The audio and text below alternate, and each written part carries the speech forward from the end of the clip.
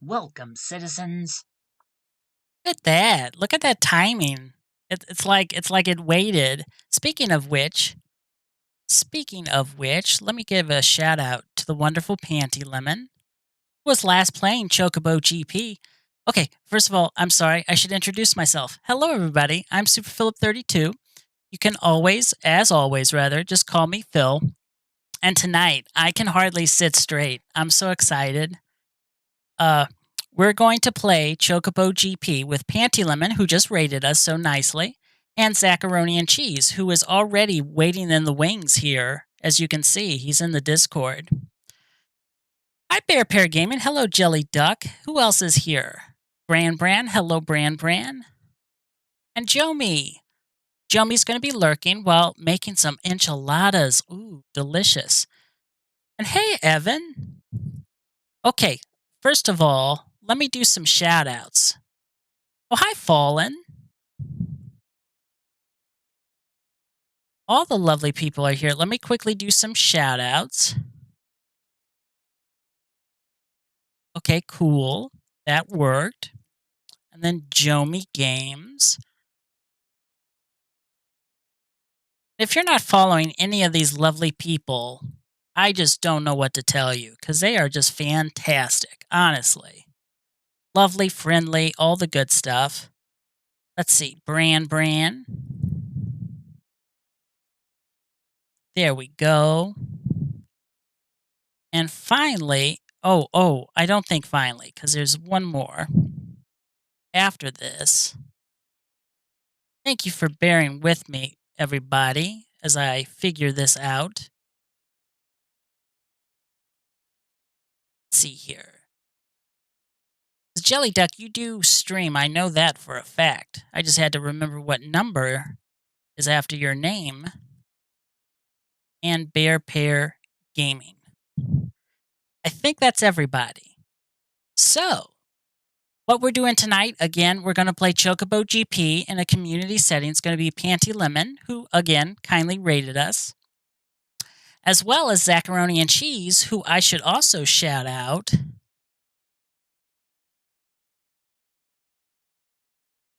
Oh, I hope I spelled this right. Yes, I did it. Okay, so I'm going to join the Discord call, and hopefully this works. We're crossing our fingers. We're hoping for the best. All right, here we go. Moment of truth. Bad melt banana. Is that true? Melt banana, yeah, I've seen them live many times actually. Like, I saw them in Chicago. Like, once I saw them near in a town called Bloomington, where Indiana University is. Once I've seen them in Japan 3 times. So yes, I'm very into them. Hi, friends. That's Oh, gee, we're on the hey. stream. We're having totally unrelated conversations over here. I know, that's why I was laughing. I came in and I heard milk banana. I'm like, oh my goodness, what are we talking Milk about? banana. That's right. That's milk a good. banana. That's a better name than the actual band's name. The That band is- is Melt Banana, as in melting snow melts. But I like Milk Banana more. Okay, I heard incorrectly because the first words I heard was melt banana or milk banana. Actually, was what I heard. So yeah, let me switch to. Hey, Jabo, welcome on in. Let me switch to the all game. The friends are here. All the friends are here indeed. They're all here. All right, we're switching to the game screen. We're going to start the game. Oh yeah, we're rocking out. I don't think I've joined the. Here we go. Online. Oh wait, no, not online match. I think it's friend match you want to do. Is it? Let me see here. Let's see here. It's multiplayer. Yeah. Online. It's online. It is friend match. All right. I guess join lobby. Yes, I will create. I'll create the lobby because I know Panty Lemon had trouble. I had trouble finding his lobby when he created it. As a boomer, sometimes it's difficult to make things work online, so I'm going to let Phil do it. I was born in 1986, so I'm close enough to being one. Hey! I feel that. Let's see here. I think I did this right. Okay. How are you? How are you two doing today, by the way? I'm doing lovely. I know it's morning for you, so thank you for playing so early in your day. it's perfect. It gets my day started on a good note. So we're all down for that. Oh, that's lovely. I love that. Yes. And can everyone in chat hear both Panty and Zach when they talk? Of course, you can't hear them when they can't talk. Can you hear us? Hi, hello. Can you just? Awesome. There's Evan Withani, the wonderful Evan Withani, confirming that we can be listened to properly. I'm poking into chat a bit. Oh wait, I haven't entered the lobby yet. I gotta get myself together. Well, I have a special sticker since we were talking about melt banana. I have a banana sticker on my car now, so there we go. Ooh, that's what I was gonna say. Not to, I don't, this is unrelated, but because I'm also a Melt Banana fan. I've seen them twice. I've seen them once in Boston. It was one of the top 2 shows I've ever seen in my life. Nice. And then I saw them again in Toronto, and at that point they had replaced their drummer with a drum machine. The show was a little less good, but it was still fantastic. Yeah, I saw them in Chicago once, in Bloomington once, and then I saw them in Nagoya once, and I've seen them in Tokyo once. And when they were in Tokyo, and Nagoya, I think it was, they'd gotten the drum machine, and it was still good. I was like, it was interesting to see, because I'm into like weird band setups. Like, I think that stuff is cool, but yeah, I don't know. Was it better with the drummer? I don't know. It's been so long since I've seen them with the drummer. By the time I saw them with the drum machine, I don't really remember. So I think we're gonna do these in order. I'm sorry to interrupt. We're gonna do the cups in order. So we're gonna start with the goblin. Goblin. Well, let's all agree. We don't need to have any dissension. Yeah, that would just rock the boat too much and rock my stomach too. Yeah, we don't need that. Listen, we don't need bathroom trips in the middle of stream. That ain't gonna do us any good. No, that hasn't happened yet. This is the 91st stream, by the way, and no interruptions from bathroom breaks. So wow, go figure. Well, you've already surpassed me in that sense, because I've had a few streams where I'm like, "Oh, excuse me." Once again, it's been 3 minutes. Here we go again. Yeah. All right. Listen, I'm expecting to have fun, but I'll tell you right now, my expectations in terms of getting 1st, 2nd, 3rd, 4th, 5th, 6th, or 7th are quite low. Oh dear. But you'll see me at the back, friends. Well, I've gotten 1st place in the GP mode a couple times, so I don't know if that happened to me once, anything or not, or what. But one time this happened to me. This blessing that you're describing happened to me. One time. It's luck. It's a luck thing, honestly. It totally is. Oh yeah. There are times where I'm like, oh, I actually did like really good in that, like, and that really, like, made the match go well for me. But there have been a lot of times where I'm just like, well, I guess nobody I was playing against was good this time, so lucky. Right. Very much that. Yeah. I mean, I'll get through that first match, like the 64. I'll usually get through that, and but the quality difference between, I mean, the first 3, sometimes I can get through, but I feel like between 16 and 8, there's like a sharp rise in difficulty. I find every time. The top 8 is like a different game. Oh yeah, it's way tougher, and that's cool though. I mean, like, it's a good. I feel like, I don't know. That's the thing where you can't like difficulty adjust that, because it's just people who are playing the game. Like, you're kind of just whoever you're playing against is who you're playing against. But I think it's cool that it actually like works out that way. It's a pretty good system, actually, I think. What do you think about? I've heard these rumors that well, maybe they're not rumors, but they're being like, oh, actually, the game stacks the missing slots with a CPU, like AI. Like, it's not always people. Is that true? That's fine if it is true. I don't care. I'm still having a good time. I don't mind either. But I would love that. It would be it's better than like playing against 3 people or having to wait for like 40 minutes or something. Totally, I agree. Takes long enough. I don't care, but some people get all worked up about that kind of stuff. One thing I noticed on my first play was like the GP match. There's no way that like when you start a match, they have like, what is it, 4 races going at once, and then those exact 4 races, the exact same definitely move up. They're definitely pulling from like multiple tournaments all going on all the time, and they just throw you into whichever like next ranking it is that happens to be around. And that's fine too. Like, I don't care as long as I'm playing against people who've made it through the same difficulty of races I have. But I'd rather just play. Just give me gameplay. Exactly. At all costs. I love this game though. Yeah, I play it pretty much every day at this point. Really? Yeah. I mean, I'm a big sucker for dailies. Like, I don't like smartphone games, but if a game gives me like do these things every day, do these things every week, and you'll get cool stuff. Right. God, yes, because it gives me an excuse to play it some more, you know. And so I do play it just about every day just for that. Well, that explains the performance that you're showing us here tonight. Oh, is it? I don't know. Yep, now I'm in first. There we go. As if on cue. Yeah, this is the what is it? The Mario Babies course of this. If you were talking about Exactly. It's so I love baby whatever it is. Circuit, Baby I think. Park. That's what it is. Thank you. Yeah, no problem. I am looking out for you guys. Much appreciated. I feel like every match, every stage in this has its like Mario Kart analog. There's Rainbow. What the hell is it? The Rainbow Road is which one again? The Gold Saucer. Casino. Yeah, 100%. And that course took me a long time to get used to, like, because that Yeah. one bit where it's real curvy and you can fall off the edges. I had to really learn how to like navigate that. It was pretty tough at first. I just fall off the edge. That's my Nice. strategy. You do. I I just try and have hold on seen to that. either, like, yeah. I Yes, just try still and hold on knows. to either the warp thing or I keep my like special power up thing once it pops up, and then I navigate that area with those. If it's a long course, I have a shortcut that makes it way easier. But I usually get hit when I take it. oh no, Right. I'm so lucky. So lucky. But I think, to be honest, I think Balam is now my favorite course. The Ballin' new is one. fun. Yeah, it's cool, and I'm like Final Fantasy VIII is like my favorite Final Fantasy game by a long shot. And so when I found out there'd be a Ballin' course, I was like losing my mind. I mean, anybody who follows me probably knows that, but I was like absolutely just like bonkers about it. I was like, oh my god, Ballin'. It took me a minute to get used to the remix of the Ballin' like theme or whatever.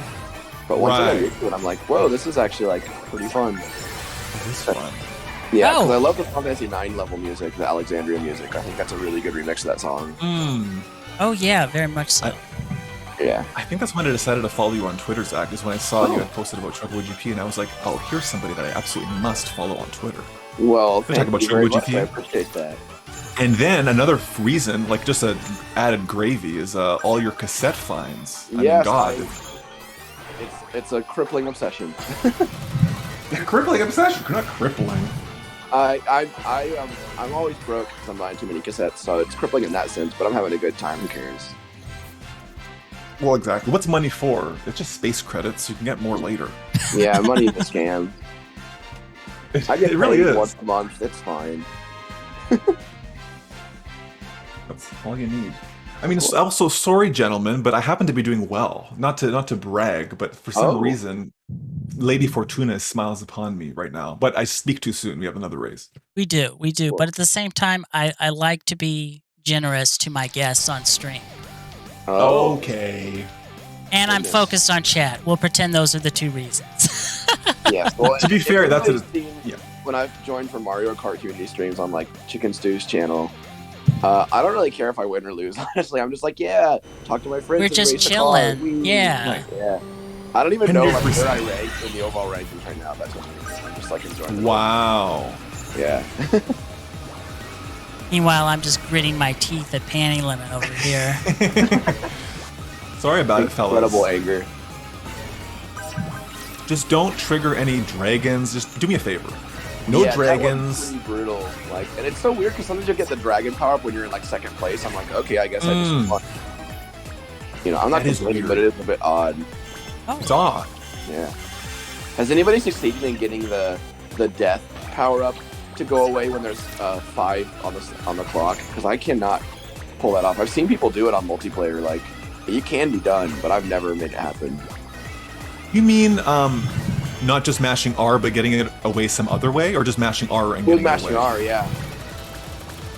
I mean, my car goes crazy, but I tend to get it away every time because I just mash R stupidly. Oh, like maybe like I'm a just crazy like person.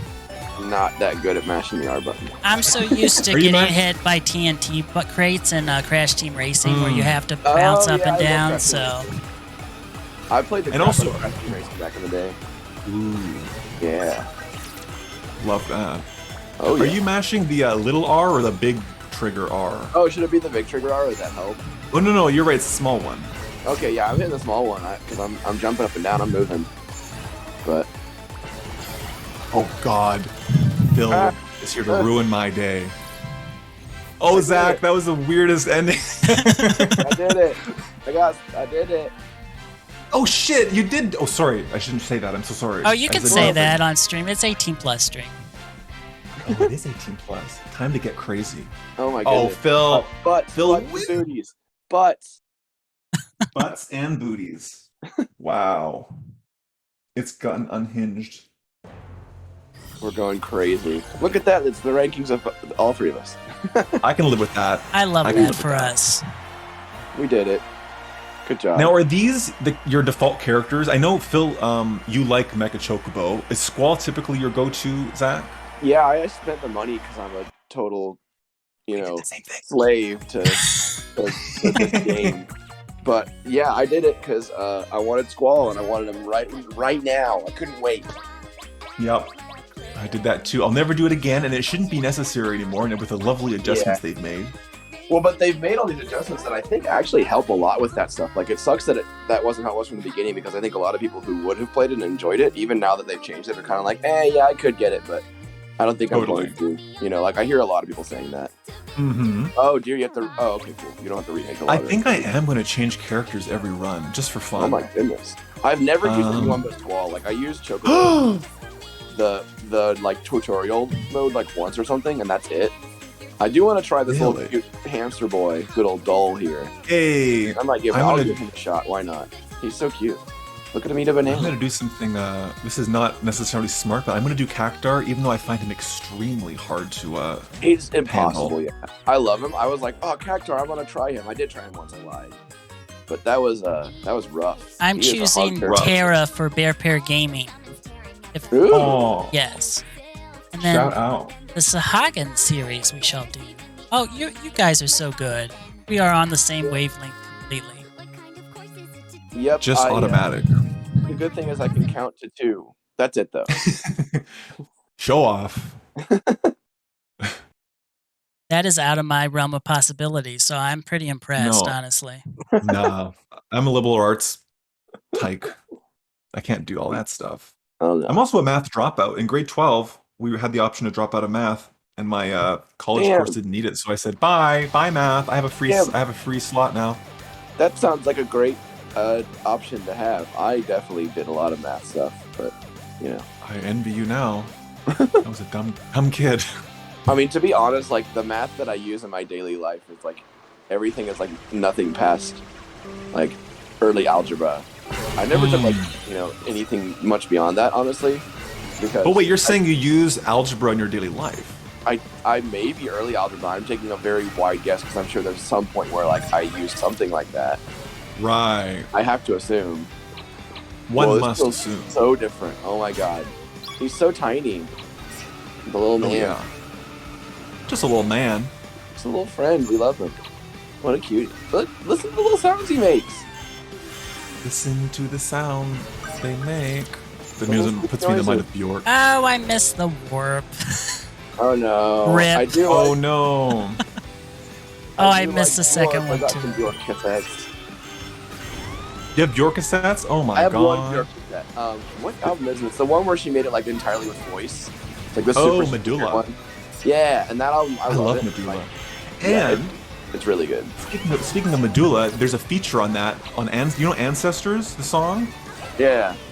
It features Tanya Tagaq, who's a Canadian Inuit throat singer. Oh fuck yeah. Oh yeah, that makes sense. That would be why that song sounds like that. And just because we said Melt Banana before, one of the best shows I ever went to, one was Melt Banana in Boston. The second best show was Tanya Tagaq in Toronto at the St. Paul Church. Insane. If you ever have a chance, if anybody ever has a chance to see Tanya Tagaq in concert, typically she'll do a skeleton structure with improvisation, and she's so emotionally invested in the performances, unlike any show I've ever seen. It's absolutely fantastic. Nice. I don't know There's if she ever gets out to Japan, but there's an artist called Noise Con. The name is, they're a Japanese artist from like Nagoya. They're like a super like local group, so I don't like anyone knows them. But they're called Noise Concrete and Sanchiko. oh, wow. And yeah, it's a guy who does like industrial noise stuff, and then the vocalist is a girl who, originally she did like solo like acapella voice stuff. And then she came on to this group as like, you know, a vocalist just to do that, and they've been performing for a good like decade together now, and they're like real wild and good. And she gets like, it's the same kind of deal. Like their shows are like, you got to go in like ready to kind of be a little like exhausted because she's so like and, like it's exactly. Yeah. Oh God. This like I remember. Yeah. Oh no, go ahead. So good. I was just gonna say, I mean, it's that same thing. Like a few times during that show, I would catch myself like with my mouth just agape, being like, "What is happening?" Yeah, love that. It's so rare. It's cool stuff. Yeah, I'll share that some Noise Concrete Sanchika stuff. I'd love for that because they're really good. I've seen them live a few times as well. You must get some great shows out in Japan. I'm jealous of that. Yeah, well, when I was in Nagoya, I got 8th place. Good job, me. Yay!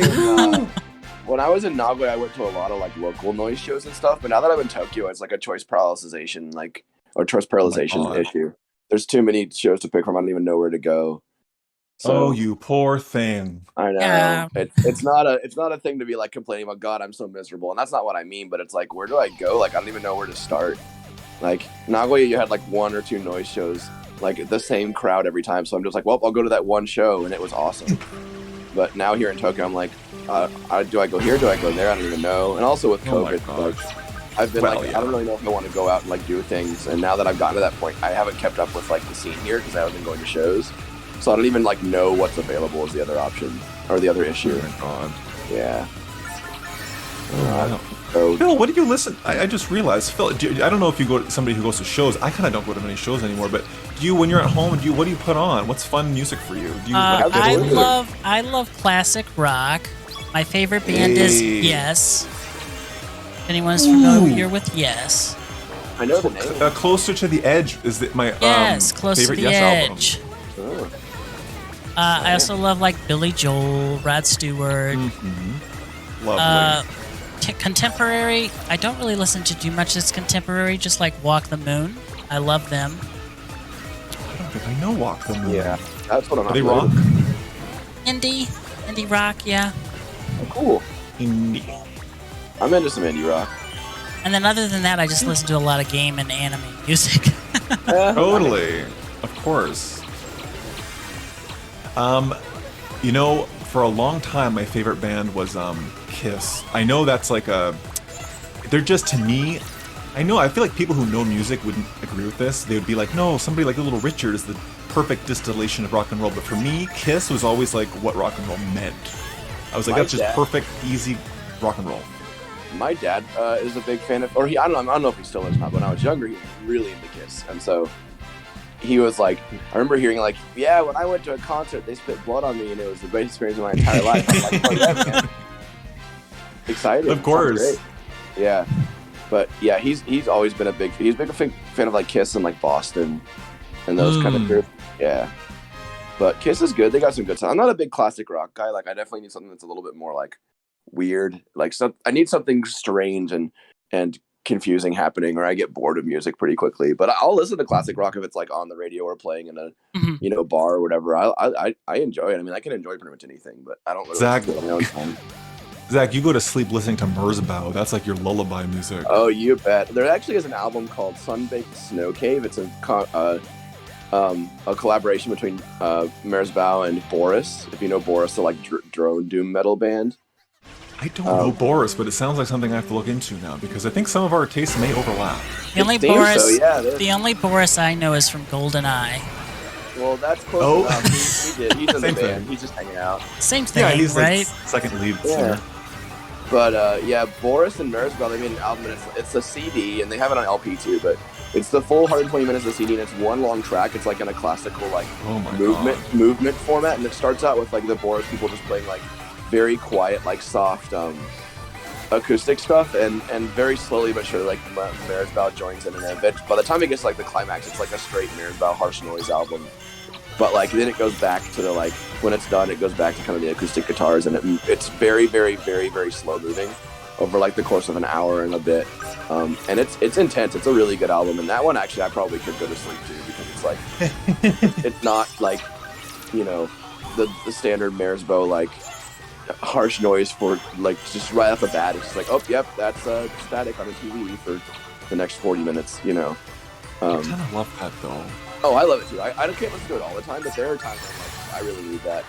What I've gotten into more is like there's a stoner metal band called, what do they call it? Like I said, Beelzebub. I don't know that one. And they're an instrumental stoner metal band. Because I'm not a big like, my biggest issue with a lot of metal is the vocals.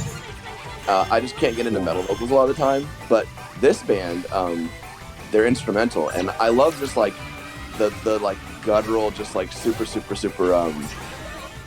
like it resonates through your whole body, like deep guitar, like electric guitar, like distorted like notes, I guess, that are coming. That's one thing Boris is really good at. They get like gigantic amps and fancy pedals, and just like their shows are like you're getting knocked over by the wall of sound kind of thing. That's been more my thing than just like harsh noise, because that stuff is a lot more like you can really feel it, whereas noise, it's definitely a lot more like just in your ears, I feel like. Oh yeah. Oh, Yeah. let me Brand let is a me musician. yeah, let me read some chat. Jelly Duck listens to alternative, psychedelic, and electronic music. Fallen Nice. Angel is like me and has never been to a concert, like a rock concert, but music is life. And Brand, as you said, musician. Music Oh, is damn. in his blood. Hell yeah. In my blood. Well, I tried a different character, and I'm switching back to Squall. We're still, look at, the computer can't get us down, no matter what. We're We're the killing best. it. Beautiful. Phil's killing it. We're doing all right. We're doing good enough. I'm having fun, so I'm doing it right. That's what I always say. This has turned into like Robert Christgau's musical, like, how do you pronounce his name? Did I do that right? Christgau? I don't know. I'm not sure if I'm familiar with that person. I'm going to be honest. I'm somebody who, from a young age, all of my interests in music and film and books came from somebody's list. Like, I was such a slut for, like, looking up all the lists online about, like, you know, what are the top 50 albums of the 80s or, like, anything like that. Yeah. So I didn't have my own taste in music except for, like, Visual K. So, like, I was about, like, Malice in Misery, like, that shit. Or, like, Jerome Gray. Other than that, it was whatever was on a list. I've got a Lark Enfield album on cassette over here. It's got Driver's High, that was the theme to like the second season of the GTO anime. Yes! Because I'm really into that specific song. I have no idea what any of those songs are on it, but I picked it up from a cassette shop in Thai with a big order I did. Oh my god. Yeah. In Thailand, I did my 100 follower stream, I think it was. I just like spent a few hours just cassette shopping at this cassette shop in Thailand and made a big order. Yeah, That's so cool. Sorry I'm taking so long. I'm the holdup here. Oh, you're fine. God, that's cool. We were having a conversation. I didn't want to interrupt. This is no funny business. We race and we shut up. There's no room for we don't talking. Talk about, we aren't here to talk. We're here to win. Yes. Damn it. We're after Phil. Phil, you're the target now. It's me and Zach against you because one of us has to win. It's true. And the secret is it's going to be me. I'm going to turn against you. But oh my God. You're revealing your plan ahead. Yeah. Yeah. I don't really care. Well, listen. But it's funny you say though that you like your music tastes are just like from people's lists, because my music taste now, since I've gotten into cassettes over the last like year and a half, is I just follow a bunch of like labels and like cassette stores and stuff, and then just anything they post, I just check it out and be like, oh, I like that, and then I get it. Like it's pretty similar version, yeah. Yeah, but I mean like that works because I mean like I don't know how those people who like curate music like blogs or like have their own like stores and find the stock, like I don't know how they find anything. I don't find anything. It's like, you know, people find things for me and I go, cool, I like it, I'm gonna get it. Yeah. It's a blessing to get a good recommendation, like because the same thing.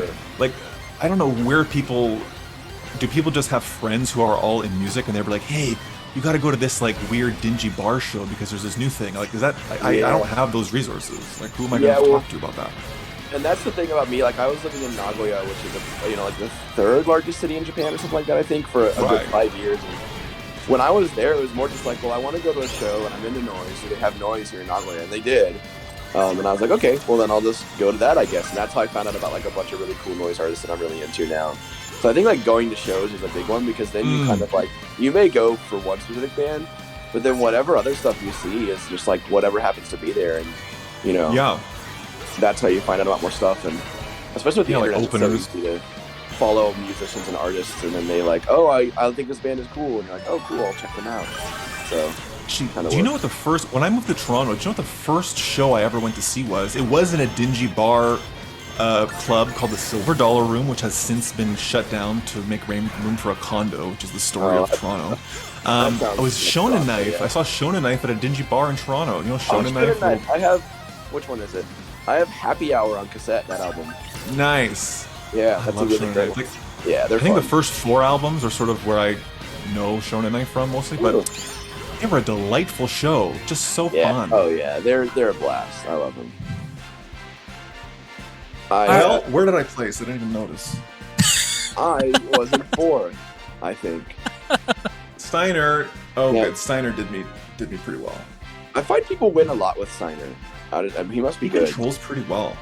I remember seeing like somewhere in like the update they just released when they added Valid Garden that like they did some tweaking of him or something like that. So. Oh my God. Ardrick47 just said, for a while, my music discovery was Juno Award winners, even though I'm American. Nice. Anybody outside of Canada knows anything about the Junos? What is happening? I barely know the Junos. This is crazy. Ardrick is very worldly and intelligent. Very much so. Wow. Hell yeah. I'm into that. Speaking of, by the way, Toronto, I have one of my oldest like internet friends he lives in Toronto, and I've actually gone a couple times to visit him. Really? I love Toronto. It's one of my favorite cities. I wish it wasn't so fucking expensive to live there because I would. Oh my God. Everything they say is true. We won't get into that conversation, but. I mean, listen, it's not nice to have to pay what you got to pay to live here. That's for sure. Yeah, it is. It is not great.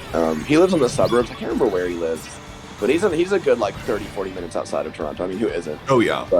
But I love Toronto. That city is like, it's cool because it's like, and I go to that city and it's like, to be blunt, I see so few white people, and I'm like, this city is so international, like, and so cool, and like, I grew up in Indianapolis, and so it's just the whitest city, you know. So it's just like great to go there and see like so many like different international, like, you know, this, that, and the other, and actually like see people like interacting and hanging out, and it's not like, you know, here's the like 3 people from Japan at my university that all spend their time together. Yeah. That's it. Like, I really feel like Toronto is truly a multicultural city, and I don't use that word lightly.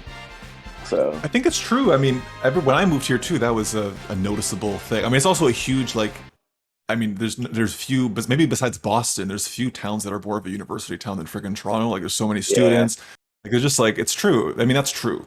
Yeah, it's a plus for sure. There's what's the place called in Toronto? Like in like the main city area, there's a big arcade that has like a bunch of like light gun games and like some rhythm like dancing game stuff and things like that. My friend is like really really into like Pump It Up and those like DDR style games, and he's there all the time. I'll have to look up what it's called. I can't remember, but he is there all the time, like constantly. It's like his hangout, and that place is pretty cool. I think besides the Palladiums that are kind of outskirts a little bit, there's like I wonder. I hope they haven't closed it, because there is one down by the water that's called something that I forget, and I think they might have one rhythm game, but I would hate to think that maybe this specific thing has been closed, because I think a lot of them have been closed, which is a heartbreaking thing. Yeah, well, COVID will do that, sadly. But I think it was near the water, though. It was a pretty big production. Like, it was like a big fancy, like, bar, like Dave and Buster's kind of thing. Yes, you know what? That's probably what it is, because it is like a bar / event space / like arcade where you can like win, you know, prizes and stuff. Like you take your tickets. It's probably that place. I just forget what it's called now. I forget what it's called too. It's called the something. It's like the something. Let's go with something. The I don't remember what it's called. It's the something or other. I can't remember what. But well, you have to, next time you're here. I know. I'm going to be back in the U.S. in like December and January, and I'm going to try and visit people. I kind of want to go to L.A. because I want to see like Analog and like Zane with the Plan, and I want to go to like Seattle and see Chicken Stew and like Jomi and all those other wonderful friends. Oh, wouldn't that be fun? I know. I really hope I can pull it off. It'll be just an issue of like money and time, but the good thing is my company pays for a trip home once a year as part of like the benefit, and so I don't have to pay for my flight home. So that'll give me money to pay to like fly within the continental North American, you know, chunk of land if I want to go. Well, Phil, why don't we just go to Japan and visit Zach there? Everybody do it. Easy. I'll show you around Tokyo at least a week. I would love that. A lot of people are like, I'm gonna visit you, and I'm like, do it. But it's hard when Japan finally opened their doors to like tours, like curated tours by the Japanese government. Yeah. So you had to like book through the tour, and they had someone with COVID like end up on the tour, and they had to cancel it partway through. And so who knows when they'll open the borders again, because the Japanese government is like, it's like a scared rabbit. Like you can get them to crawl just a little bit, and then if anything at all bad happens, they're like, nope, and they crawl all the way back into the very far back corner, and you're just. One of my colleagues at my current job, she's Japanese and her family's all in Japan, and she had to miss her brother's wedding. She couldn't go to her brother's wedding because it was just impossible. And this was like not during lockdown times. The only people who can get in now are certain students and certain people in like business things for those reasons, because the government has approved those. But that's it. Yeah, beyond that, you're like, you're just SOL pretty much. It sucks. I mean, what can you do? Yeah, well, and I didn't go visit family. I haven't visited family in like 3 years because I'm concerned that I'm going to leave the country and I'm going to come back and then I'm like, oh, sorry, no, we're not going to let you in. Like, common story. Yeah, well, and what was it? It was like the border restrictions. They say like we'll determine whether or not you can re-enter the country based on your COVID test. And it's like, okay, well, if I test negative, then obviously I can get in. But what does that mean if I test positive? Does that mean like, oh, well, you have to like quarantine here in the airport at a hotel until you test negative and then we'll let you in? Or like, do they send me back to the US? Like, what happens? And it didn't say anywhere, and I was like, well, I'm not gonna risk like specify what's gonna happen, that way I know and I can decide whether or not to go back. Because if I am like, well, I guess it's just up to the ether whether or not I make it back to the country if I test positive. Not and I don't ether. Plus then I've gotten COVID, which screw that. So yeah. Phil swept it. Sorry, I didn't mean to interrupt, but Phil got first every time. I'm just seeing now. I know what 80 means. You can't hide from me. My plan is just to let you two talk, and then I'll just focus and listen on racing as well. Perfect. This is what how always about happens this? when I do like any community stream and I'm on Discord. I'm just like blah blah blah, talk about everything in the entire world but the game, and then whoever else is not talking wins. I mean, I'm obsessed now with talking about favorite shit. So what about I feel like we got some music, which, by the way, I think I failed to say that classic rock, when the town that I grew up in, every radio station was just some version of classic rock. So like anything I listened to was just like, they were obsessed with two things, AC/DC and Ozzy Osbourne's Crazy Train. Those were the two things that were always on the radio for some reason. But what about movies? What are we watching? What are we into for movies? All-time favorite movies? What are we getting into with that?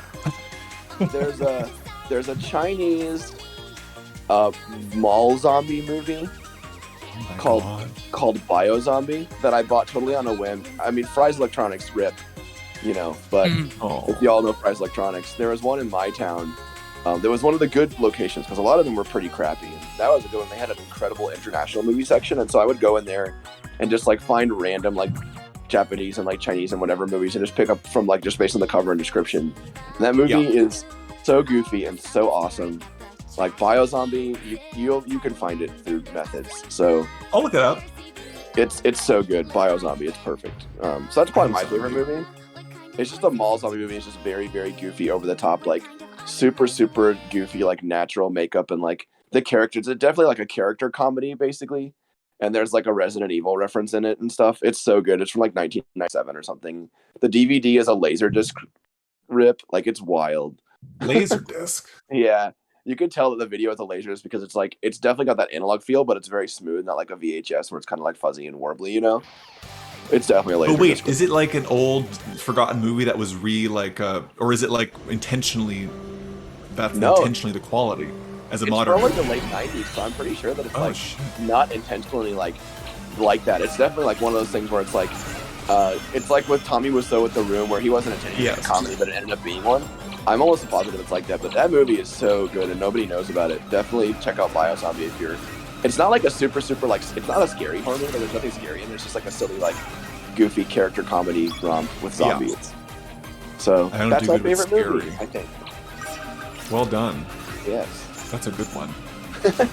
I'm here to conclude it's good. I've never seen it, but it's a favorite too. I love that movie. I'm glad you're willing to trust my take on it. That's a big thing, to just trust someone's movie takes, not knowing anything about anything else they're into. I do that though. all my favorite things are things that I decided I liked before I ever saw them or heard them. Like there's certain things out there where like just by seeing an album cover or just by seeing like one trailer, I'm like, oh, I'm choosing to like this preemptively. Oh yeah. I got into a lot of stuff that way. It's like there's some sort of like insight you have in your own spiritual core where you're like, this is something I'm going to get into right away. Yep. Well, that's how it is when I pick albums. I'll go to like cassette shops and stuff, and a lot of the places here they have it where they have like a used section, and that's just like, you know, organized by genre. But then they have a special display section where it's like managers' picks, and they always have like little like cards that say like a little description of what it is. That way you can be like, oh cool, so this is like, you know, an indie pop album. This is like chill beats. This is, you know, ambient or whatever. And I always pick based on those. And yeah, and now I pretty much, you know, same kind of thing. I've pretty much decided I like it before I even get it. And sometimes I'll get stuff and I'm like, oh, this is a little weird, but give it some time and I love it. So there you go. That's the way to go. Oh yeah. What about you, Panty Lemon? What was your favorite movies? Oh, you know what? Oh yeah, we got to get into it. I think a couple streams ago I mentioned we had a great conversation about movies, so I'm going to rehash some of that. But I will say, oops, sorry, Tractor. I really like freaking Tractor, eh, bud? Yeah. Out of the way there, bud. just revisiting my true colors here with the accent. I love it. I love I just blanked. I love Y Tu Mamá También. This is a Mexican movie. Amazing movie. Everybody should watch it. It opens up with a graphic sex scene, if you're into that. We are into that. Good. And then the only one other one I'll mention is I really love, I hate to say it, it's a Woody Allen movie called Hannah and Her Sisters. I don't know if y'all watched that movie, but maybe don't buy it, because at this point I don't think we're supposed to really want to good things to happen to Woody Allen. But I mean, it's a great movie. And it has a small supporting role by none other than Carrie Fisher. Ooh. The wonderful, the delightful, the iconic. We love it. Phil, what do you watch? If you had your pick and there was something on TBS or HBO, I don't know what channels have movies. Right. But what do you hope is on there? Oh, probably Star Wars, the original trilogy, or Indiana Jones, or Back to the Future, or one of my favorite movies is Silver Linings Playbook. Oh, nice. I like that because it's a nice look at bipolar, and it treats the subject nicely. You know, it doesn't do it trashy in a way. Yeah. Because I related to the movie because I have bipolar, so. Yeah. My sister has bipolar, so that sounds like something I would want to see and check out. So. And it's got J-Law. Can't forget. And what about chat? What are your favorite movies, Ol? I'm sorry I'm not engaging with chat as much, but I'm basically putting the stream on easy mode and having Panty Lemon and Zach talk. Well, it's also it's like a racing game. You kind of have to pay attention. Like that's one reason I love racing games. One of my favorite genres, but I can't stream it much because I get like I have to pay such close attention. I can't really like talk with chat. But you know. You ever play Automata Lista, Zach? You're into racing games. It's like a PS2 era cel-shaded. I remember, the cel-shaded one. I was working at a game store right around when that came out, so I remember seeing it on the shelves and being curious. But I never actually got around to playing it. Is it? The controls a little funky. It needs to be a little more arcadey. Like I love the Midnight Club series. I'm big into like Burnout. I love like a bunch of different kart racers. Like I can't do like Forza or like Gran Turismo because I'm like I don't know why this car is always running into the wall because I've driven a real car and this is not how real cars work. You know, like they claim to be so authentic. The Turismo games. I know, well, and you know, I mean they're apparently good, so good for them. Other than the newest one because it is microtransactions, but oh god, yeah, we would never play a game with microtransactions. Not only that, but with inflation as well in the prices. Oh yeah, yeah. I don't know. I heard that it was really bad, and again, like this team, that's the thing. I was like, oh, it has loot boxes. I'm like, Chocobo TV doesn't have loot boxes actually. Literally, you just like pay for a season pass and you get everything, or you don't, and you have to wait to get Squall and Cloud. Like that was basically like my impression of it. But people, of course, they see the like smartphone interface and they have a violent, allergic reaction. And I get it. Like, I, would be pretty like, okay, screw that if I wasn't like as hyped on this game as I was, So I feel it, but it does suck that, They got their claws in me, this company. Oh yeah, well, Brand wants to know if I've been watching Obi-Wan Kenobi. I don't have any streaming services, unfortunately, to watch it. Yeah, which is I a have a bummer. whole lot of friends who are watching that, and I'm like, I could watch it, but I don't have the services. I'm kind of like, I've got Netflix, and that's enough. I got, you know.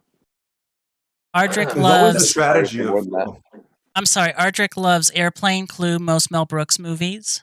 Oh yeah, Mel Brooks is amazing. Airplane. I'm a big fan of Young Frankenstein. That movie is so good.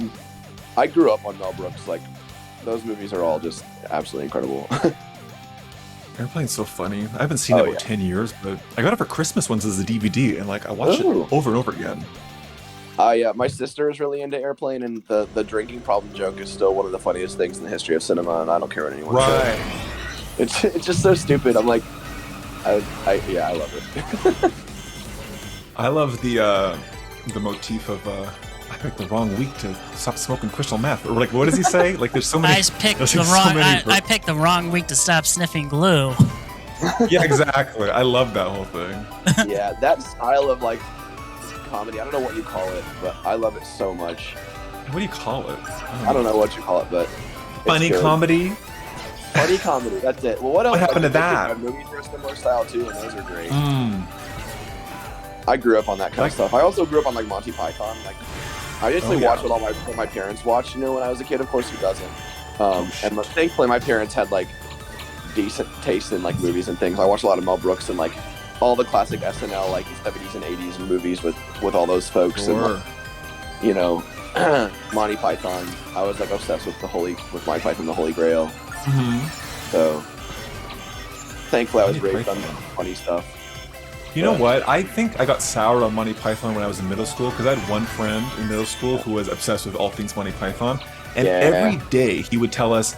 He would talk about the nights who say "nee," like he would just go off on. He would just keep saying things over and over again. I'd be like, bro, I'm never gonna watch this shit in my life because I don't want to be like you. But then I watched it as an adult and I was like, oh, it's really funny. Yeah, that's me and Oh no. Cartoon Planet and Space Goes Coast to Coast. I think there's at least 4 or 5 people who were going to middle school with me that I ruined Adult Swim for because all I did was track. Space Ghost, though, that's a name I've not heard in a long time. Speaking I of was yes. Love that show. Especially like just Brack was just such a dumb character. I had like the album. I listened to it until it. I mean, it's a CD, so you can't listen to a CD until it stops working. But I would have if it was a format that can happen with. I guess they could play Squall. Yay! Time for the little white mage to shine for once in her goddamn life. Great job. I noticed I'm not good with Squall.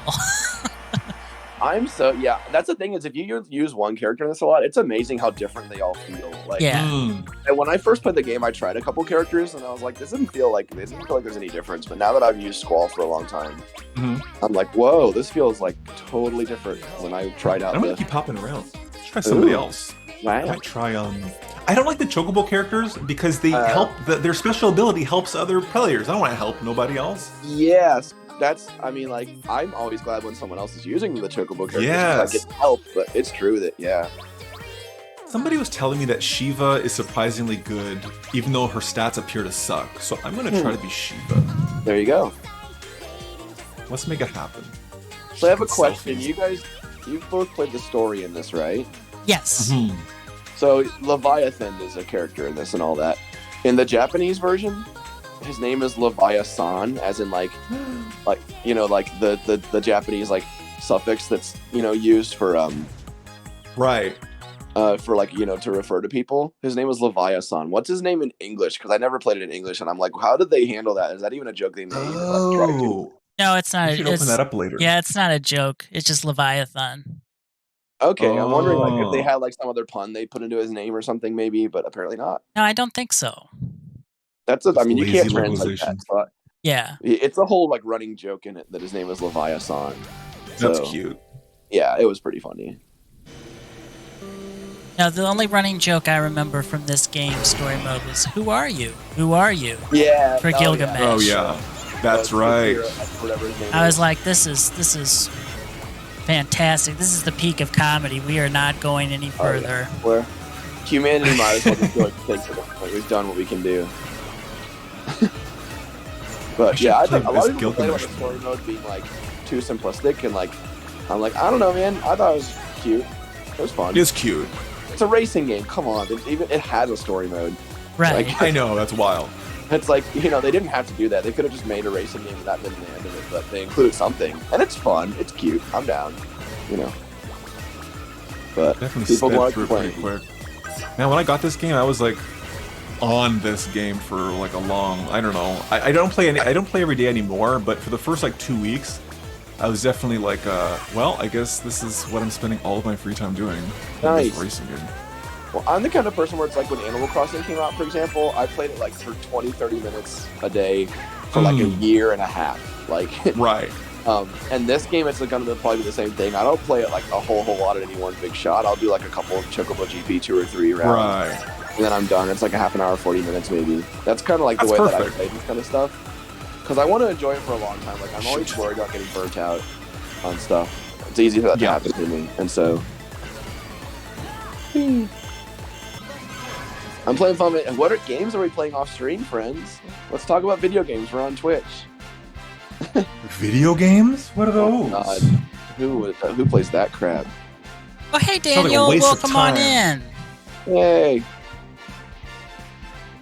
I just... you know what? Barbecue. OMG, you know it. Yeah, that CD. We're like not reading chat at all. Space Goes Musical Barbecue was a classic, is a classic. My family loved the Brack Beans song, where he's like, just singing out eating beans and farting a lot. That's the song. Oh. Like, cool, great. Cool. Love it. I was obsessed. It was absurd. I don't think I know that one. Look it up. It's real stupid. I love stupid.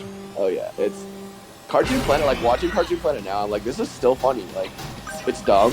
It's kind of like a thing where I don't know how much you all are in like YouTubers, but I'm a big fan of like Peanut Butter Gamer and Chatronic and like that whole crew, which they're all like they're a little like juvenile, but they just are such good people, and the stuff they make is so much fun. I can't help but watch it. Like, I feel like it's the same kind of deal. Oh, they're incredible. Peanut Butter Gamer, just like, he used to do like video game stuff where I went to Goodwill and bought a bunch of $1 games watching suffer through this. But now he does stuff where he's like buying like Burger King Mario toys and just like trying them out and be like, this sucks, and like then you move on the next thing. Or like buying weird like snacks and just like weird flavors of like sodas or chips or like Cheetos or this, that, and the other. Yeah, and he's just funny and a nice, like genuinely a really nice person. I follow him on Twitter and like, dude has got his shit together. And so same for Chadtronic. He does a lot of like similar kind of stuff where he's just like buying dumb toys, or like he'll watch, like he has this cursed commercial series where he finds like local commercials and just like really weird commercials, and he'll just watch it and be like, that's a 10 out of 10, cursed, next. Like, he's funny. We like Chadtronic. Weirdly fun to watch old commercials that just don't hold up and that are creepy. I don't know what is the joy, but there's a joy there for sure. For sure, yeah. But I don't know where I was going to take that, but there you go. Now there's some YouTube recommendations. Time for me to have fun online. But yeah, video games. What are we playing? I just bought Mario Strikers Battle League. Oh, yeah. I totally fun. I totally stink at it so far, but that's to be expected because it's very technical, more so than I was expecting. Those games are intense, yeah. Like, they actually take a good amount of practice. That'll be the next Chocobo GP community time. We'll just all play. I don't have it yet, but it's well reviewed, and I was so tempted to get it. Ooh. I like golf. I didn't play the first one. I'm concerned with that Mario Golf. I love golf games. Like, Golf Story, I was like obsessed with until I beat it. Oh. And like, I really was curious about the Mario one, but it's like, I like golf games because it's like a relaxing, fun, I can just like not think about it kind of experience. And that golf Mario game sounds hectic. And so, yeah. Oh god, falling off the edge. I haven't tried it. Or is it not yet coming out? I think it's out already. Because it's basically speed golf where it's like, you all have to like hit your ball and like, you know, you run to get to the next one. It's who can get to the end of the course quickest is part of whether you win or not. And I'm like, that sounds like fun if it was one of them, of many modes in it. But if that's the main part of the game, I don't think I really would like enjoy that very much. So I hope it's, you know, that's not the case, and it's actually like got a bunch of other golf stuff in it. It definitely does, because I played it. I loved it, and the DLC was really good. I am Daniel McGee. Thank you so much for the gift sub to Your Pair Gaming. Yay! We love gift subs. Thank you. We did it. It's been done. Hooray! Now we can just all log off. That was We're exactly done. what we did Over this. together. I'm burning my Switch. As a reward, we're leaving. Bye. Bye.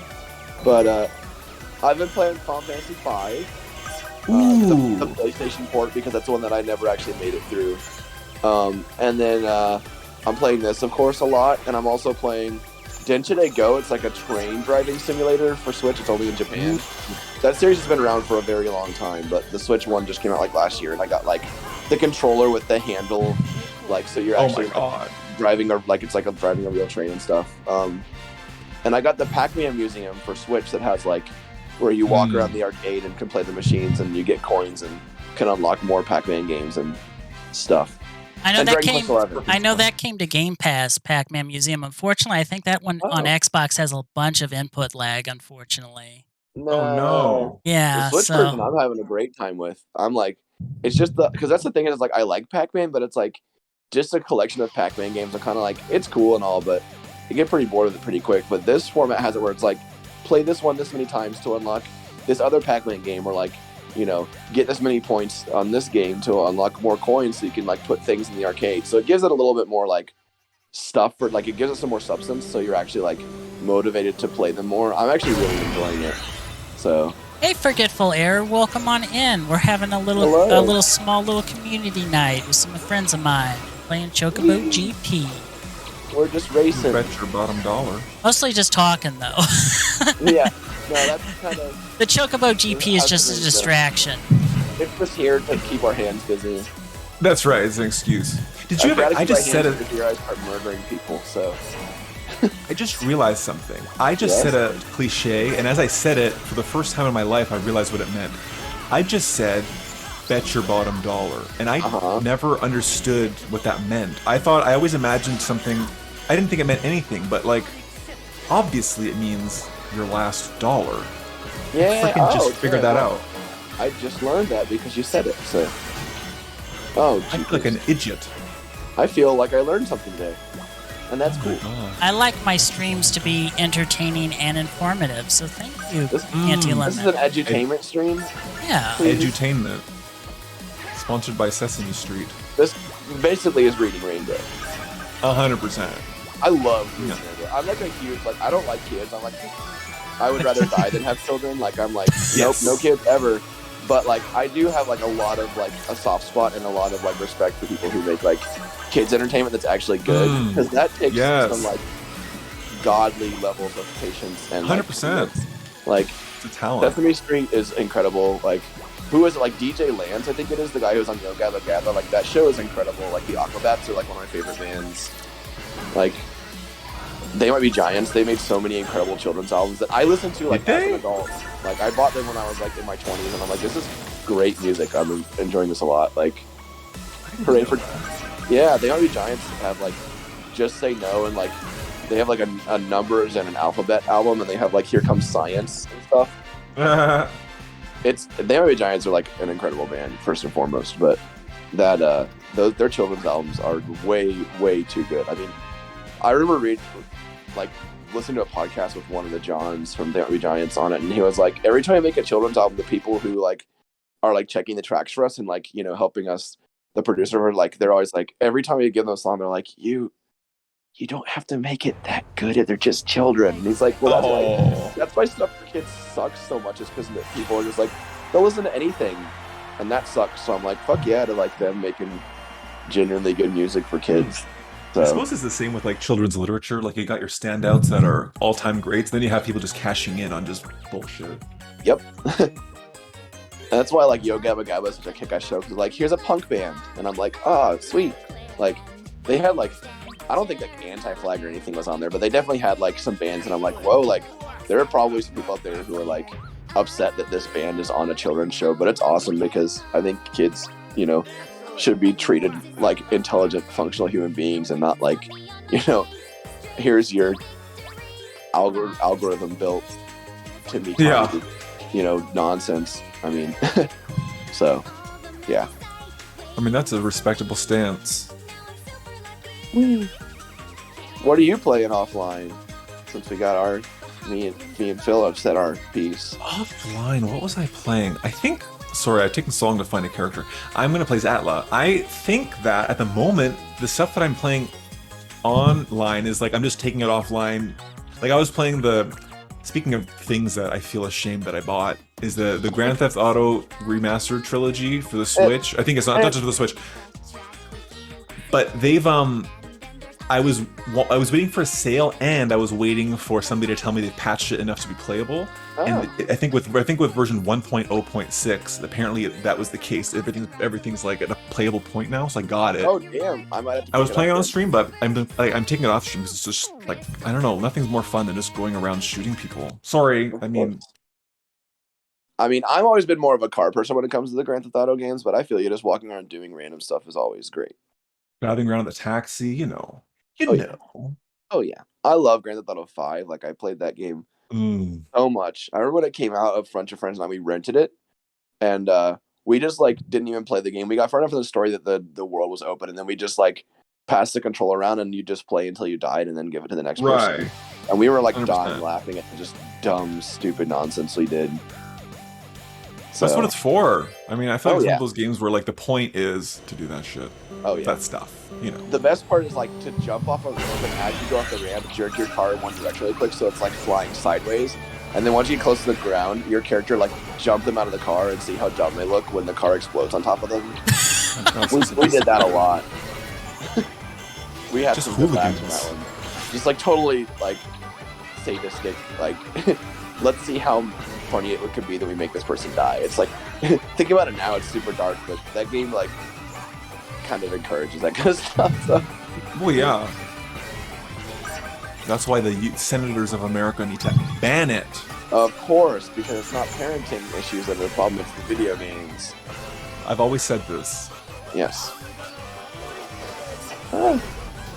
I am really not a fan of the power-up that's the swords that fly into the ground. That one, like, really, because it hits you every time. Like, you can't avoid that unless you, like, have the right power-up. Like, there's some of them, it's like, if you're good, you can, like, dodge around it. That one, you're just stuck with getting hit by it. Is that the ultimate spell, or is that somebody's ability? It's That I've is, never been able to trigger. that's Gilgamesh's, who I'm choosing for the first time. Yeah. Fun. Yeah, he's a cool. I love Gilgamesh. Another thing I loved in this one is just Gilgamesh's character. He's just like, I mean, I don't. What was it like? In Final Fantasy V, one of the times you fight him, he's like, you guys are so strong. I don't stand a chance. God, I'm in a big pickle. And he's like, and as he's doing that, he's casting like haste and protect and like shell and stuff on himself. It's That's like, so I don't cute. think, and then what was it like? He says something, and he's like, oh, what does he say? He makes like a really bad pun in the English translation where he's like, what was it? Oh yeah, it's like, oh man, I floor me like a rug. I'm like, that's so bad. Oh my god. It's Let really me bad. quickly thank I am Daniel McGee for another gift sub. This time to Oh my J-Bo. Yay. Daniel, you're so I'm down nice. McGee. Sorry to interrupt, Just all. killing it. No, you gotta thank people for those beautiful things. We love it. Yeah. And I love it. Oh, And what I else? thought Like, when he's hiding behind the wall of the big bridge, he's like, I thought you guys would never show up. God, I was just waiting forever. It's me. Like, he pops out, he's like, guess who? Gilgamesh. It's funny because he has like the most badass character design ever. know, Like he looks so like a bad. literal god. Like, in Final Fantasy 12, too, when he shows up, I guess, spoiler alert, I guess. Oops. But in Final Fantasy 12, he's like a secret boss in that game, basically. And his appearances in that are hysterical, too, because he shows up and he's so badass looking in, like, this super cool music, and then, like, he, like, trips and falls. I'm like, Gilgamesh, you Of course. Yeah, he's a fun character. I love Gilgamesh. It's like Goro for the Final Fantasy series. Everybody needs a 6 or plus armed Yeah. villain. CF2009, thank you so much for your follow. I appreciate that. Hope you're having a lovely Woo! Lovely Follow weekend. love when people follow Phil. And only Phil. I don't want anyone to follow me. No, That's not true. no, please. We can't have that. No. I love the music on this level, by the way. It's very fun. It definitely feels very Mario Kart. Oh yeah, I bought the Yes. soundtrack to this on iTunes. Oh, That's how much I nice. loved it. Yeah, I feel like Wow. the remixes on this are solid. The thing about it is like the soundtrack is only like the content that was in it when it first released, and I want Right. like the Valor remix and all the other stuff. So I'm hoping that eventually they'll release like another one that's got Like a complete soundtrack. yeah, all the download, like the new updates and stuff. So I'm waiting on that and hoping for it to show up. If it doesn't, then I'll just get the regular one. But Or it might be like a Dissidia Final Fantasy NT situation where there's a Volume 1 CD and then a Volume 2 that comes out. that seems more Gosh. likely, yeah. And if that's the case, I'll buy both or whatever. But I'm such a physical media person. Like I have like a YouTube Music subscription or YouTube Premium now because it's actually, I found out yesterday, it's cheaper to pay for YouTube Premium and it includes YouTube Music than to pay for YouTube Music. Like, Oh, good what? job, YouTube. Yeah, it was. I mean, at least in Japan, it was like 1,180 yen for music, and I was just trying to music, and a friend who was crashing my place was like, "You should just get YouTube Premium and like not bother with the advertisements." And I was like, "I do have YouTube Music," and they were like, "Oh yeah, no, get Premium. I think it's the same price." And I looked and I was like, "It's 100 yen cheaper. What the hell?" Like, You must be phasing out YouTube Music and just going to do Premium as like the one subscription service, like a Prime Video. Oh no, because Prime Video also has the music as a separate component. So never mind. Yeah. So I have YouTube Music, but I barely use it. Like, it's more just for me to be like, do I want to buy this artist's CD or cassette? Let's pop Right. over my YouTube Music and listen to a song or two, kind of thing. There are some artists who like they don't have anything on anything but subscription services, and that's one reason I have it. But I honestly like, if I don't have something on physical media, I end up just like never listening to it. So Right. Wow, really? yeah. That's respectable. I don't think I'm at that spot myself, but I get it because like it's nice to actually own something rather than just hoping that the license that you paid for to have it forever actually will last forever, which never does. That is very true, yeah. And it's also a thing of like just a choice paralysis thing. Like if I have every single song I could ever want to listen to in the history of my life on my phone, I will never listen to anything, or I'll only listen to the same like 2 albums forever. And so by like having physical media, it makes me be like, okay, I haven't listened to this in a while, and I paid for it. I should listen to it. And so it keeps me like listening to a good variety of stuff.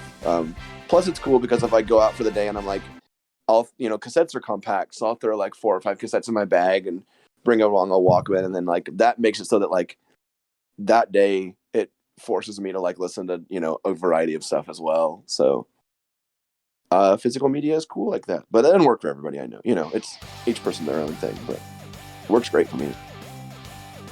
I just listen to The Breeze. Ooh, that's good. I listen to cassettes of field recordings of Breeze, so I should have guessed. yes. What do they call the abilities in this? Because J-Bo was asking if it's a limit break or trance. Oh shoot! I screwed up my. I play it in Japanese, but you guys have to answer that one. I actually don't know either. My lord.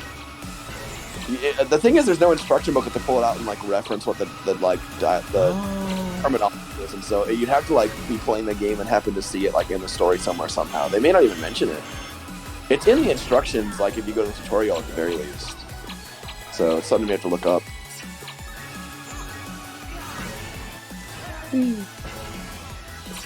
Yep. This is not a Mario game. Don't say that. We're gonna get Twitch banned by Nintendo for copyright infringement. Just speaking the name. In Mario Kart, I think I'm a Wario on a bike main. I don't know why. I love Wario on a bike. It looks so fun. That's so Wario to be on a bike. He'd be like the guy. He'd be like wanting to be in the Hell's Angels, but he's not actually pulling it off. Oh my god, the Hells Angels. I made the Hells Angels reference a while ago and nobody knew what I was talking about, but 'cause I think where I'm from, the Hells Angels are extremely active, like Western BC. That's where I'm from, British Columbia in Canada. But some people don't know about them. Well, I read the Electric Kool-Aid Test, if nobody knows what that book is. It's like the guy who, Jack Kerouac, makes an appearance in it, which, we'll leave opinions on that guy aside, but he was a big part of like the hippie, like, hallucinogenic Beat Generation. Yeah, and it was a book like written by a journalist who he just went along with the like Mary, whatever their names were, who were like the hippie movement that started that whole thing, basically, of like doing LSD and like the peace, love, and sex, whatever thing.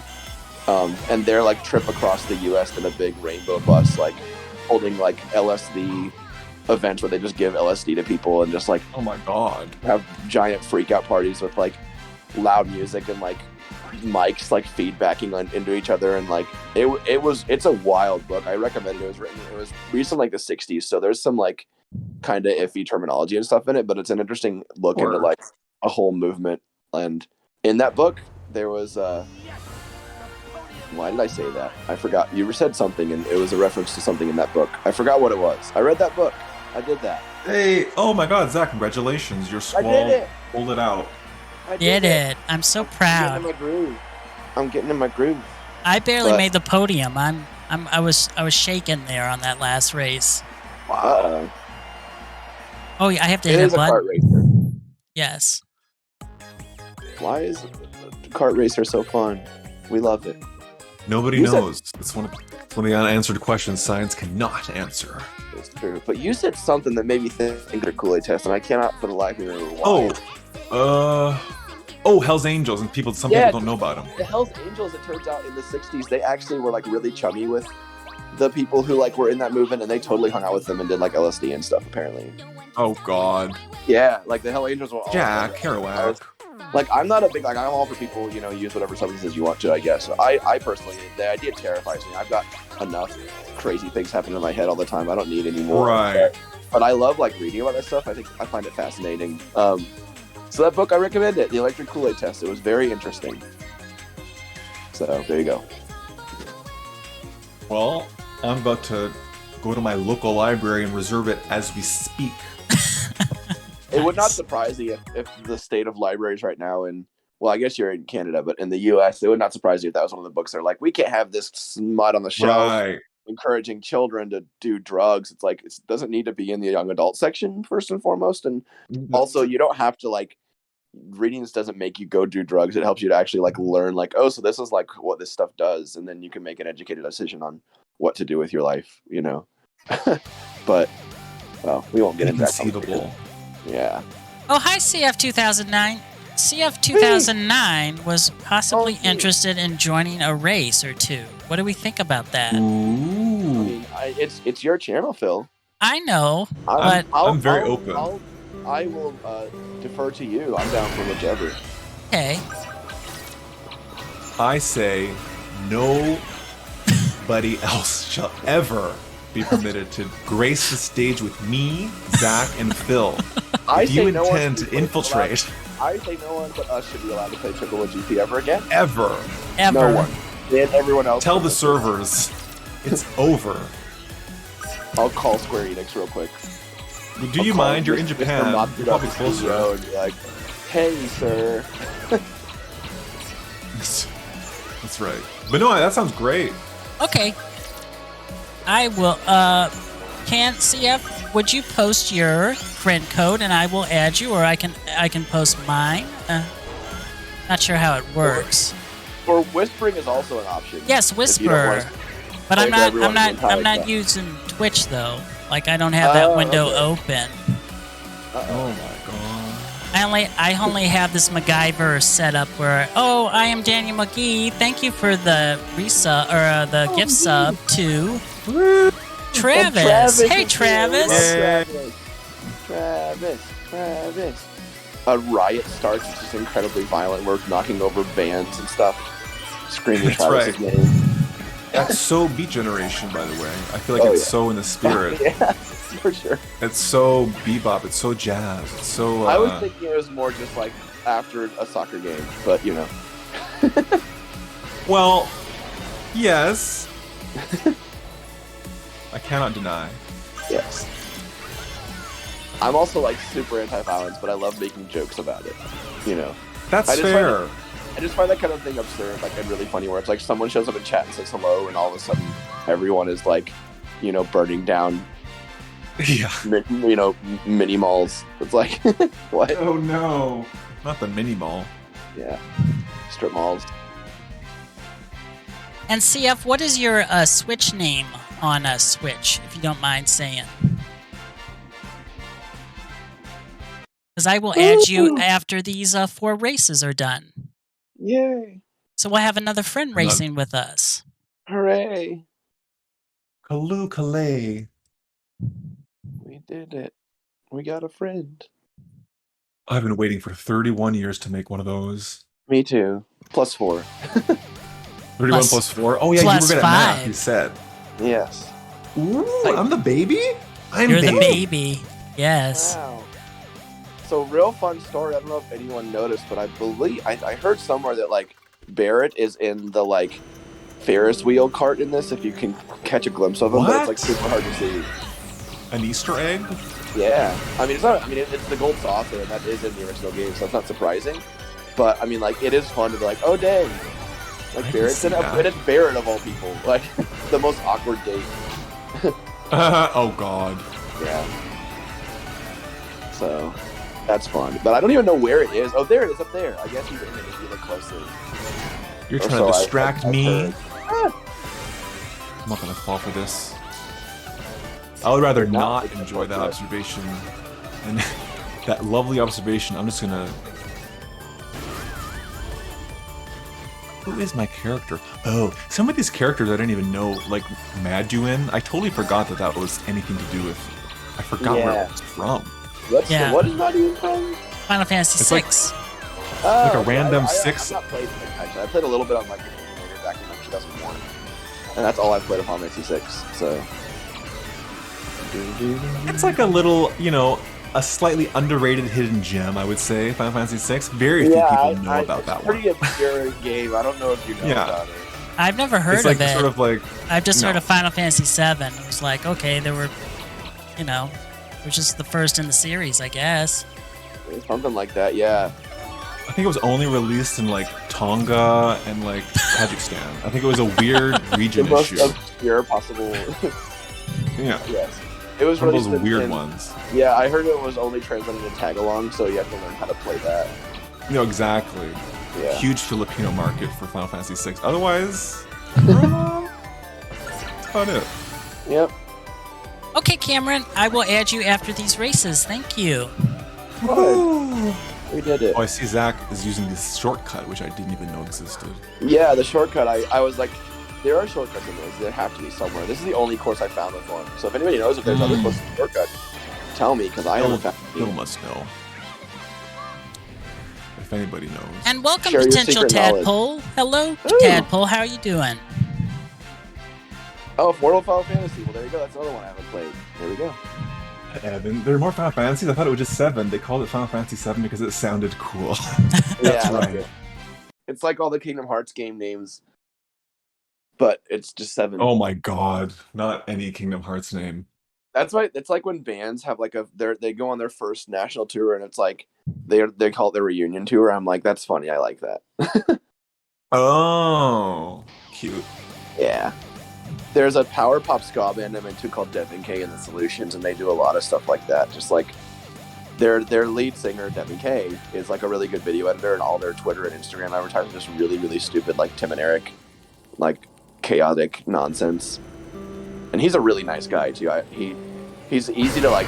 He's very accessible on like social media. I've talked to him a few times. He's really, really nice, and he streams on Twitch too. Oh my god. Yeah, they're really awesome. He opens Pokemon cards on Twitch. I kind of love that. I mean, it's like a guilty pleasure. Well, if you're into power pop and/or ska and/or like indie rock, then Devin K and the Solutions are very, very good. I recommend. Oh, one of the And they're from first, Chicago. the only ska. Oh, Chicago.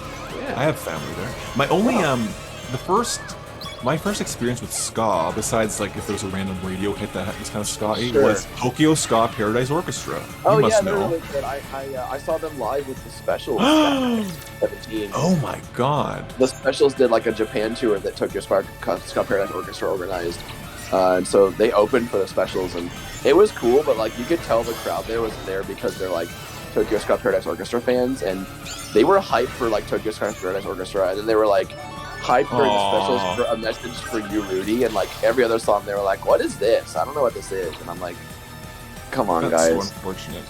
Well, There's- the first. Yeah. I mean, that kind of sucks when crowds are like that. I mean, I've been accused. I mean, I sometimes skip, like, I usually try and go for the whole show. I like to catch the openers, but like as I get older, I find that sometimes I just show up exactly when I want to show up, and like I don't know, I'll just You don't have the energy to sit through an entire concert. My God, not every time. Your life. I mean, they always start an hour late, and it's like, oh god, I Yep. have a bedtime. Yep, not. I gotta be home by 9:30 or I get grumpy. Yeah, Yeah, I exactly. feel it. And I was exposed to Tokyo Spa Paradise Orchestra, Tokyo Ooh. Ska Paradise Orchestra through the one song they have with the vocalist from The Michelle Gun Elephant. Yeah, that's the Machine Gun Elephant. No, I'm thinking of 3mm Parabellum Bullet. I saw them open for At the Drive-In in Just Chicago. obscure. This You is know so everything. this is so obscure to me. I'm just hearing names. Yeah, sorry. We're listing off like Japanese bands that even people who are like into music probably don't even know. But they were cool. They were definitely very like pop punk. 3mm Parabellum Bullet. Like it was very pop punky, which like I can get into sometimes. I like Sum 41 and stuff, but it was a little too I'll look like that up. this is definitely like these guys have a producer and manager and like say yes to like little thing that comes along. Like I can't deal with that kind of stuff. But At the Drive-In show was amazing. I mean, of course it was there at the Drive-In. But At the Drive-In. I have a lot to look up. they eventually the most members became the Mars Volta, if you know that. Oh, I know the Mars Volta. They were at the Drive-In first, and so At the Drive-In is a lot more like post-hardcore ish, whereas like Mars Volta goes a lot more like proggy, I feel like. So, yeah, that's the thing. I think I have like, because again, every time I look up lists, I feel like Mars Volta albums usually make it to like top 50 lists of the top things of the aughts or whatever. But like, Yeah. I kind of don't like anything like prog rock. I tend to not like. I don't like that 11-minute self-indulgent songs. I kind of get over it really fast. Yeah, I can do 11 minutes of like slow, brooding, like contemplative music, but I can't do 11 minutes of solos. It exhausts me. Well, my favorite song as a middle schooler was Art of Life, the Extra Pants song. So that's fucking half an hour. Well, there you go. You know, sounds like a thing a middle schooler would be like. This is so cool. Exactly. I was like, half an hour. This is great. It's another thing where I decided I loved it because I saw the runtime, and I'm like, I'm a self-indulgent young teen. This is exactly my vibe. This is what I've always wanted. Yeah. Exactly. Yeah. I feel that. I feel that. We're just having like totally unrelated conversations to anything that's happening. Poor Phil is just left in the dust. Left in the dust. Left in the dark. Yeah, tell me, right. Yeah. That makes sense. Well, meanwhile, we're eating Phil's dust every round of this game. Phil gets to win, we get to talk. It's perfect. No. I think I really vibe with Phil's taste in music because really like that's like whatever you listen to in that glorious age when you're like from like I don't know like 12 to 17 or whatever, yeah. like all that was classic rock for me. So like literally, like I'm obsessed with like anything like, I mean I think 70s classic rock for me is like my home base. So like I think when we get to the 80s I don't like Guns N' Roses never really was, Bon Jovi never really was, but definitely like I mean Kiss, Led Zeppelin, Black Sabbath, all this stuff is just like the sounds of my youth. Yes. I'm gonna add Cameron now. Yay! Thank you. Okay. Da, Nice. da, da, da, da, da. All right, well, in that case, I'm gonna go. I was eating cereal until like 3 seconds before he started. So let me go put my bowl in the sink. It'll be like 20 seconds. It's perfect timing. I'm timing it. Bow, bow. And I won't create a lobby yet just because I think I'll get kicked out if I go back to the home screen. So Is how do you Cameron in feel chat? about Oh, sorry. this music in the menu here? I wanted to rip my ears off of my skull when I heard it the first time. Oh my god. It's better You in don't like Japanese. those lyrics? Rough in English. It's not. It's a little more tolerable in Japanese because the cutesy anime like voice thing works in Japanese, but in English, like I did play it in English a little bit, and I was like, I cannot. It hurts. Yeah, I notice in general the game audio is super loud compared to any other games I play on Switch. I think they just decided to like ramp it up. It is. It's true. That is very true. Yes, I have. To I turn said a my true volume thing. way down when I Hey, play not this. the honeybees. We are playing Chocobo GP, which is a Final Fantasy themed racing game. Yay! And we are living it up, living our truths, living our truths, indeed. Living our best lives. living la vida loca. What else are we living? We're living. We're doing the Macarena. That's not living, but I We're just back. wanted to say We're that. back in the high life again. Yes. If you I like lived Steve the Winwood. Macarena. Yeah, Macarena, I heard. I think. this just came out in March, honey. Yeah. The What? brand new spanking game. Yeah, Hanny. Who will I play? And Cameron's here. Yay! Hey, we did it. Hooray. What about? I'm gonna go back to my safe space. That's Asura. Ooh. You better watch out. Uh-oh. Better Are we not gonna cry. actually win now? The graphics are adorable. I know you call you play. Yeah, the graphics are very cute. And the person who did the character design for this is the same person who did like it's the like person it's Itahana Toshiyuki is the person who did like Final Fantasy 9 and like made Chocobo like as cute as Chocobo is now. And there's a person named Asami Ruby who did the main Oh. character design for this, who was like mentored by Itahana Toshiyuki. I had no idea. Yeah. And Thank so God my choice won. yay. What would And, we have done and if- even if we had done Cameron's choice, I know he's probably not realizing we're just going in order, but that's okay. Oh, yeah. I wouldn't It's mind. all good. I would play It's fine. things again or early. Either Yes. one works lovely. All I'll say is, if we don't get a chance to go through everything, I would love us to at least hit the Balam, the last cut that has Balam in it. Oh, definitely. Yeah, I definitely want to play that. I mean, I've got time, all the time in the world. It's just Yeah, I'm just happy. wait I'm good for too. everybody else to go.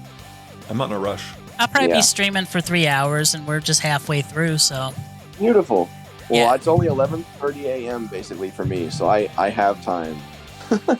I got a whole day ahead of me. Yo, Wii U, that's a system that. Do you remember that? Let me tell you, I watched that E3 streaming, and when they said Wii U, when Reggie stood there and slapped me in the face and said Wii U, I turned off the stream. I was like, okay.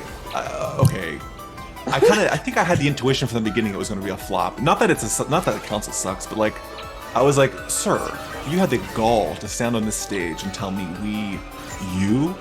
Yeah.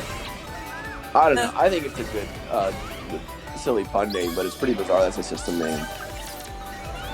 I mean, the The marketing. Switch. I mean, the is Switch is just- perfect. We have the Switch now, so you know. Yes, Let's figure yes. out that. I know. Why did I bring it up?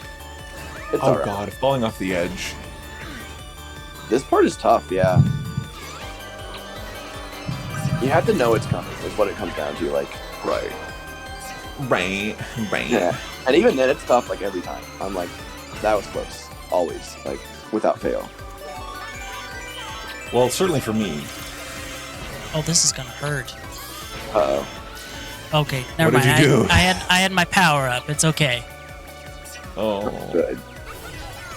Or my ability, as it's also called, I guess. So I think this is my favorite song on the soundtrack. After that, the Alexandria course one. Mm. They've managed to take like the hypest Final Fantasy like silly fun song other than like the Chocobo music and make it even more hype. Like this version is so like I don't know what the right word is, like fast or like manic or what, but it's just like Mm. yeah, Gold Saucer. Oh my god. Oh no, Cameron that got one. disconnected. Shoot. No. We'll find a way. We will find a way, because life finds a way, as Jurassic True. World, now in theaters, not sponsored. It's just Says. like it's just like in college when my friends and I went and got biscuits and gravy at 4 in the damn morning at the local like Indiana, country bumpkin local thing, and there was a smoking area outside and there were plants growing out of the cigarettes, and we were like, wow, Whoa. life finds a way. Out of Plant the growing out of ashes. cigarette butts. We're like, good job. What would you do if, like, I wonder if you could make a soup out of those plants? Like, you can always Oh, make wow, a stew it out of, probably like, tastes dandelions. Pretty good. Out of But it seriously cigarettes? was like a 20-year-old metal can of like some kind of beans or something they just thrown outside, and it was almost full to the brim with cigarettes, and there was a little 4-leaf clover or plant, something growing out of it. We were like, wow, nature is Oh my amazing. One of And, these days, I have to learn the names of plants. I don't know what anything is called. Any I don't bird, any care. plant. What's a tree? I don't know what a tree is. Bill, sorry. What were you going to Oh, say? I was just gonna tell Cameron that it's no worries. We'll just start again after we're done with these races, and hopefully the connection for you stays, Cameron. Yes. Of course. Happy to try again. It's getting too easy for me. Just kidding. I'm never winning any of these levels. I need more of a challenge. I love I love that trope of especially in animes when it's ha, y'all suck. Who's gonna challenge me? And then Yugi or whoever it is in that particular version of the trope goes, I'll do it. Wins. Of Never course. mind. I'm gonna shut up now. No, it's a good anime reference. I know. I don't actually watch all the anime. I like some anime. I have I collect VHS tapes too. I'm not just in using it. And I have all of Gundam Wing and Sailor Moon on VHS. Oh, wow. Or the first season of Sailor Moon. Not all of the series, good lord, but the first arc of Sailor Moon on VHS. And I have Gundam Wing and I have Ray Earth and Oh My Goddess and whatever Oh my else. Goddess. Yeah, so I have a lot of anime VHSs from the 90s. But I'm not really into anime post that, really. I don't know. It became too tropey. It's every anime's got to have this specific set of characters, or the horny anime nerds won't pay for their waifu goods, So it just feels very. I didn't Isn't too much it crazy? Yeah. It's crazy for how many years was it that the only way you could legally watch Evangelion was if you would pay up to $1,000 for a bunch of VHS from Japan. And then suddenly now it's just on Netflix. To me, it almost seems that there's such an injustice there that they should have issued an official apology for those 15 years or whatever before they did that. Suddenly. Well, that was why when I was in high school, there was a place called iloveasiandvds.com, which is a problematic name. Okay, but sure. They only sold anime, and it was all really high quality bootlegs. I got Excel Saga and Gundam Wing and Fooly Cooly and I love ETO, and it was incredible. There was a really great selection on there, and that was how I kind of got my anime DVD collection back when I was in high school. Fooly Cooly is my favorite anime, by the way, for anybody. Is it? The Pillows. I love the soundtrack. Yes, I've seen the Pillows live 3 times. They're incredible. I'm jealous. Oh, we just hate you now. You shouldn't have said that. Well, it's all right. I'm okay with being hated. No. It's okay. I had enough good experiences that if the reason is that I had good experiences, then I can deal. Yeah, because it's the price you pay. I guess so. But no, the Pillows are really fun live. They're a bunch of goofballs. They're just a bunch of old dudes now, and they're they're really playing the thing. It's ha ha, we're rock stars. Oh my god. They're fun. Yeah, they're real That's great live. Yeah. The vocalist definitely is in love with himself, but he really plays into it enough that it ends up being kind of cute. Endearing, nice and endearing. Off-putting. Yeah, it's fun. They're so he's good. great. I love the Pillows so much. They're such a great group. And Fooly Cooly is such a good anime. I could watch that, no matter how much I watch that, it never gets old. I read the manga first, and I was that manga is so weird. I love it. I know. That kind of thing. I'm always into, anything where I watch, I'm I don't know what just happened, but that was cool. That is, my kind of vibe. And the manga was definitely that. Yeah, it's so weird, and there's, just random, it's so, kind of hilariously pervy. I usually don't go in for that, but it's yeah. The anime is not quite so much, but the manga, yeah. I mean, the anime is in certain spots, but Fooly Cooly. By the way, Fooly Cooly is one of those rare animes where the English dub is better than the Japanese one. I have the Japanese really DVD, and the Japanese dub is good, but the English one is iconic. I mean, how can you not reference that? Yeah, the same with Cowboy Bebop to me. Oh, yeah, that makes sense. Cowboy Bebop's another one I really want to find on VHS.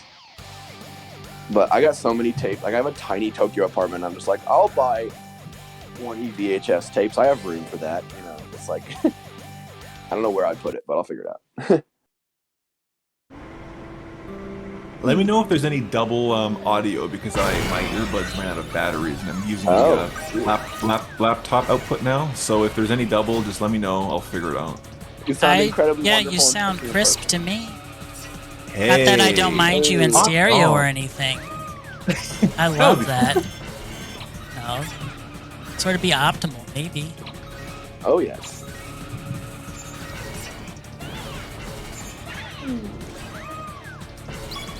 I'm also not a big fan of the power up that just gives you a couple little crystals. I'm just like, I always, because it doesn't give you, like, if it was like, if you collected 3 and it gave you like 5 crystals with the level 3 power up, I'd be like, oh, this is cool, but it just gives you 3. Like, it's like, just use it immediately and get over it. I agree. That's a weird one.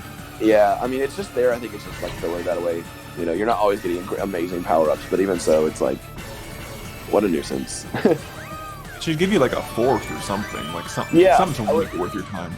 Yeah, I would think like I can understand like the first level of the power up being like 1 crystal, and the second being like 3, and the third being like 5 or something, and then it's actually worth your time to hold on to it. But Yeah. it's not. You just like, okay, well, I guess I'll just use this immediately and get on with my life. You know. Well, when you stop by Square to file that initial complaint that we were talking Oh, yeah. about, Yeah, just add that. Just tell them that too. Just amend it a little bit. I'll put it in an Excel spreadsheet and print it out. You know, it's Japan. If it would. doesn't print it on paper, it doesn't exist. Thank Maybe you that's so a much. reference no one gets. Is that a thing that people who don't live in Japan don't know about? What?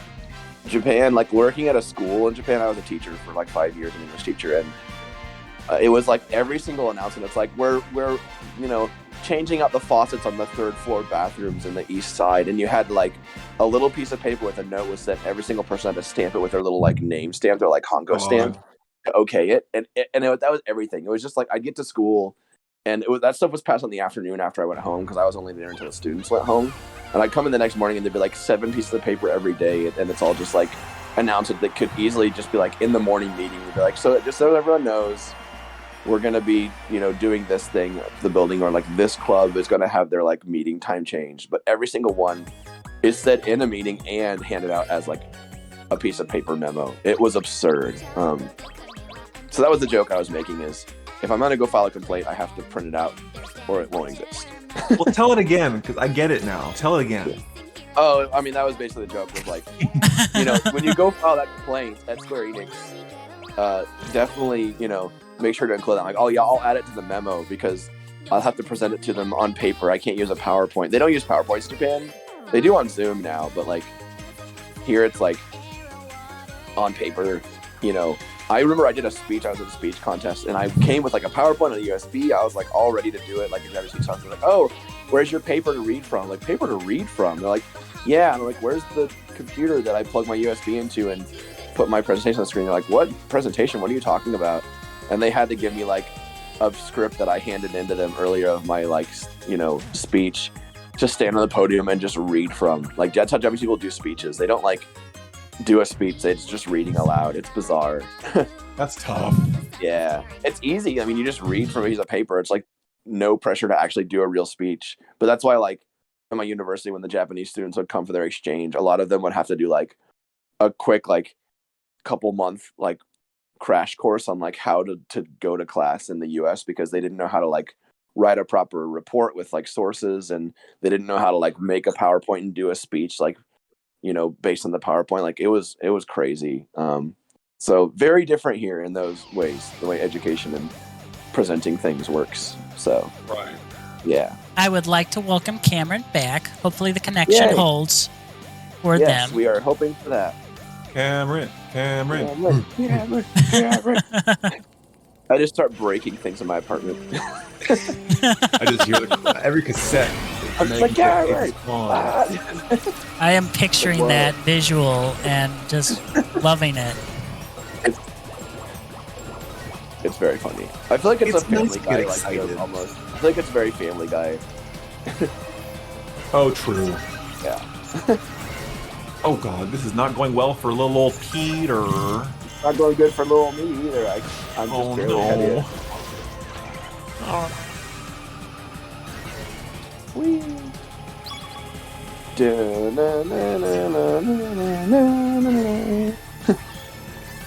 This is one of those. This track gets stuck in my head a lot. I don't know what it is. This specific one. Me too. Meanwhile, I don't even remember what this is from. I don't think it's from anything. I think it's just like the generic, Yeah, an like, original. Final Fantasy. Yeah, it's Oh, just the generic God. Final Fantasy. Like, oh, you go to another dimension at the end of the game thing. You know. Fair. Yeah. I'm here for the nostalgia. I don't need original ideas. I need the What the heck same is this? rehash. It's like when I played Kingdom Hearts and the parts of the story that mattered weren't even Disney characters. Right, then what the hell? I only played the first Kingdom Hearts. I just know that because Barry Kramer's summary of Kingdom Hearts did a good job of helping me know what the heck was going on in that series, even though I never played it. Oh god. I don't know if anybody knows that video, but the Barry Kramer like YouTube video where he's just like Kingdom Hearts explained in 30 minutes is so funny, and it actually does do a good job of explaining the story of those games, which is so confusing. I'll watch that. Oh yeah, I recommend that one. It's a good one. The first time, like, I was obsessed with Kingdom Hearts as soon as it came out. It was like, I was like looking at the video game magazines, watching the previews. I was so obsessed with the idea of Kingdom Hearts. The first time I played it, we had this old, like, CRT television that was just, yeah. We should have trashed it in the garbage like years ago. But it was so dim and stuff that early on in the game, do you remember, like, when the Heartless first shows up on the island, and it's like, you wake up and it's dark and you have to fight your way through to see Riku on the yeah. It was so dark that it was black, and I thought the game expected me to just trudge through pitch blackness until I accidentally found the point, until we later got a flat screen and I played it again and I said, oh, it's not just pitch black nothingness, it's just my TV. There's things here. Wow. Yeah, I was crazy. That's funny. CRTs. I wish I'm going to be moving into a bigger place pretty soon. I hope. I think in like the next year or two. And when I do, I am absolutely going to be getting a CRT to play something.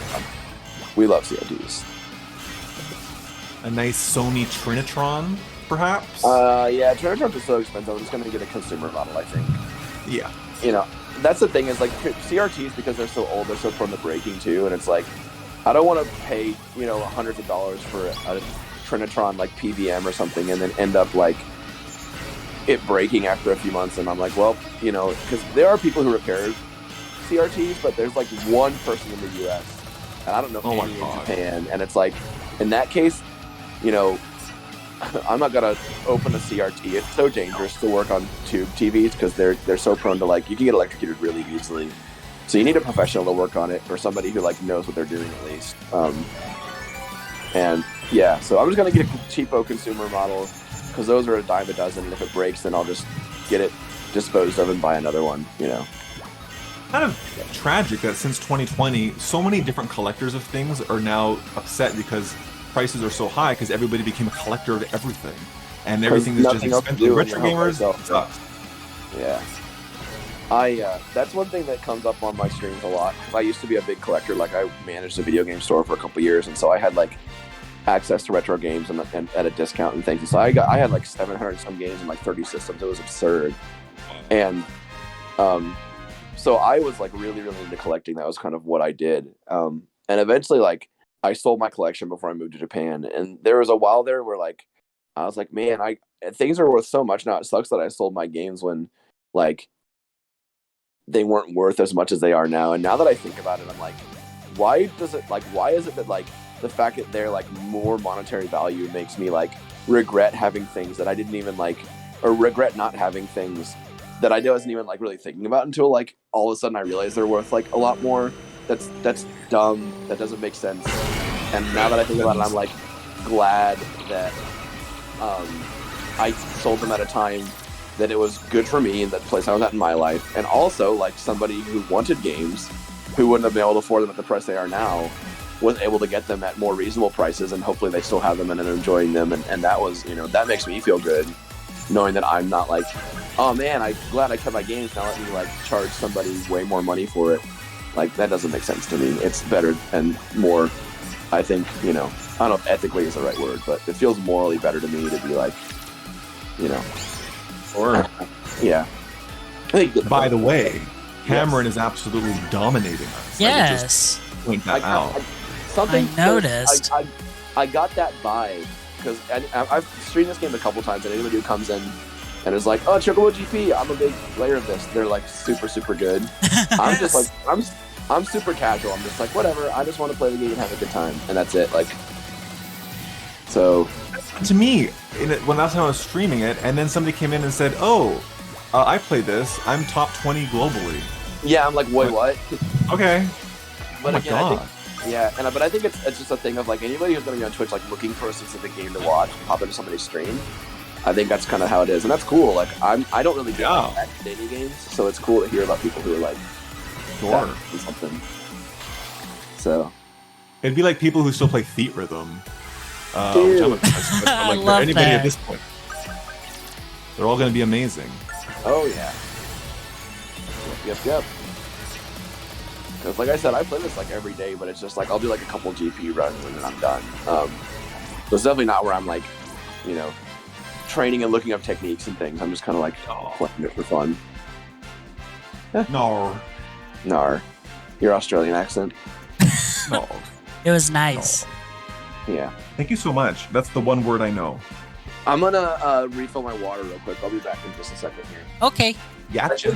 I think we're done with this run, or is there one more still? I think there's one more. Yeah. Okay, I'm gonna wait. Okay, I was incorrect. All right, I'll do that when we are lobbying. We didn't say you could hydrate, Zach. Because Cameron sorry. hasn't gotten to 80 yet. There we go. Yeah, that's true. You're very good, Cameron. This is fun. Yeah. A new challenger. A new challenger has appeared. Yes. Now I'm forever fourth. I used to at least be a third. Fourth is my new home now. I was like super, proud of my third place standing, and I know. now it's a one number higher. Speaking of your reference to the Smash Brothers reveal, I don't even like Super Smash Brothers. Like, I'm just not a competitive person, and so like the Smash Brothers scene kind of exhausts me. But I love seeing the reveals and the reaction videos, like the joy that brings people. Yeah. And I get goosebumps like every time. I'm just like the Banjo-Kazooie one especially. I was like, oh my god, Yes. that's so fucking sweet. Like, I don't even They're so well produced, played those Banjo-Kazooie. reveals. I don't even like Super Smash Bros. I'm like, this is fucking sweet. Like, people who are like, this hype on something, it just makes me feel good, even if I'm not into it. Yeah. So, there's that. I just wanted to have that little tidbit. It's a wonderful outlook to have. Yes. Letting people have their fun. I mean, I also absolutely suck at Smash Brothers, but Oh, those videos always get me too. I'm sad that they're kind of going to be over now, but like, yeah. I've never been like, and the thing was like, when I was in like high school and college, it was like the only way to play games that was like local multiplayer, right? Like, I mean, esports started to kind of become a thing, like online multiplayer, as I was like kind of going through college, getting into college, and so like I'm getting a little bit of echo from, I'm assuming you, by the way. oh, thank you. I will yeah, adjust. just a little heads up. But and so like when I was playing like Smash Brothers and like fighting games and whatever with my friends in college and high school, that was fun because we were just goofing off and having a good time together. They were all way better than me. They're really, really, really good at games, and I'm and I don't like consider this a bad thing. I have fun. That's good enough for me. But I'm not super good, honestly. But yeah, once it became a thing where I was like playing online and like online like this like character rankings like in this fighting game like tiers and stuff, I'm just like, I don't think I care about this anymore. So that kind of sucked, but I did enjoy fighting games until that came along. Well, Always congratulations to Street Fighter. Cameron. My goodness. Yay. Awesome job. Yay. And Jelly Duck, thank you for joining the Discord. I will set you up with the full permissions shortly, probably after stream. I'm gonna get my water real quick. I'll BRB, friends. Okay, no problem. Yes. I'm in my kitchen now. You can still hear me talking. A small laptop. Love that. That's one heck of a commute. Mm-hmm. Yeah, that's true. It's about a 1 to 2 second walk, so All right, I'm back.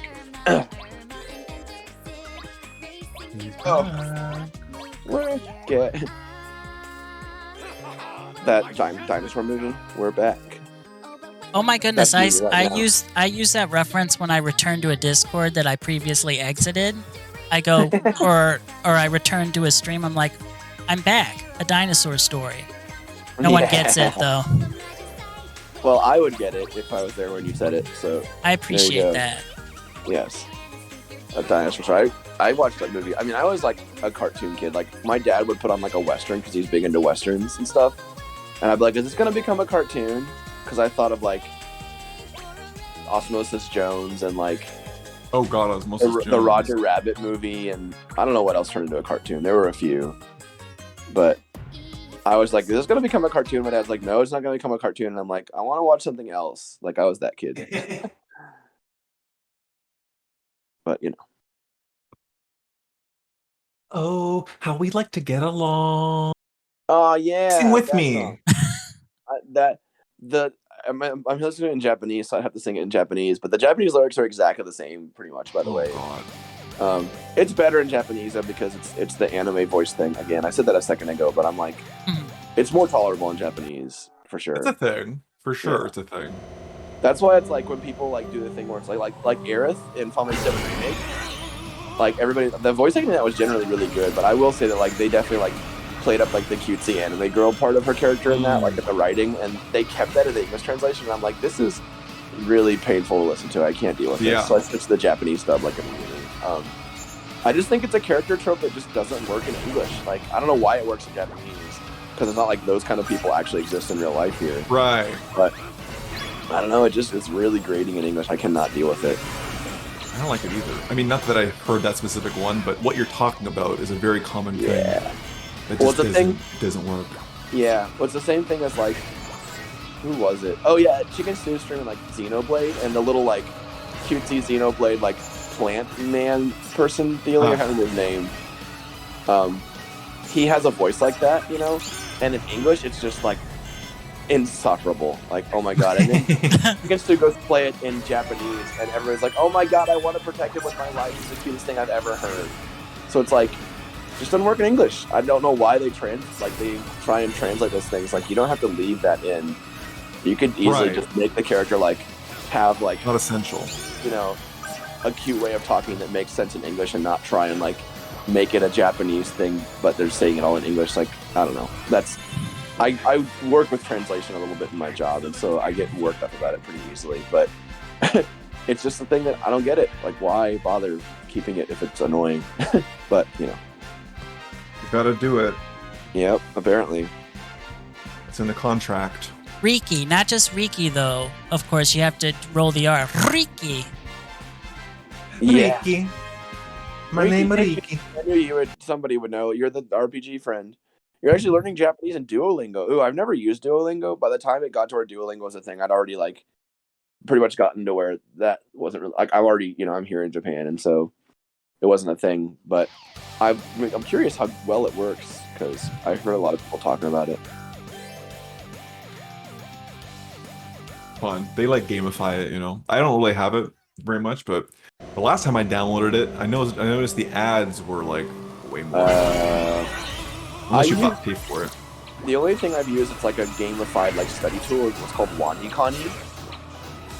It's like a kanji. It's like a kanji character learning tool where they have to learn the like. Oh. I was just laughing at how hurtful that first stretch of track for me was. I'm sorry for interrupting with that. Oh no! Where are you, Phil? Did we lose you?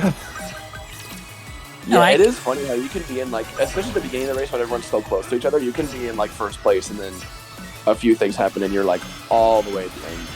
Oh yes. Yeah, but WaniKani is a tool where like they use what's called the Anki system, where like they give you whatever thing you're learning. Like Japanese kanji, they start you with like what are called radicals, and kanji are made up of characters, you know, of like little bits and pieces. So like you may have like it's a little square, it's like a little like T shape or whatever, and that can be in like lots of different kanjis, and depending on, you know, the position or whatever it's in, whether it's on like the left or the right or the top or the bottom, like, you know, that's how the kanji are made up. Like they're made up of these parts basically, and it starts you learning those, and they give them little names to help you like associate it with like a picture in your mind or whatever, and that's really useful. But they basically, you know, give you a list of those, and they throw it at you, and you have to type in like what it's supposed to be.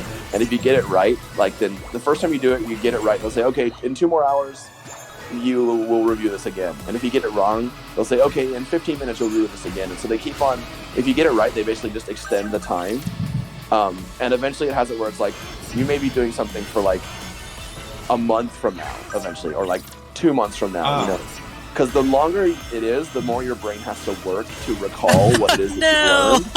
Oh no! Good job, Karen. Nice.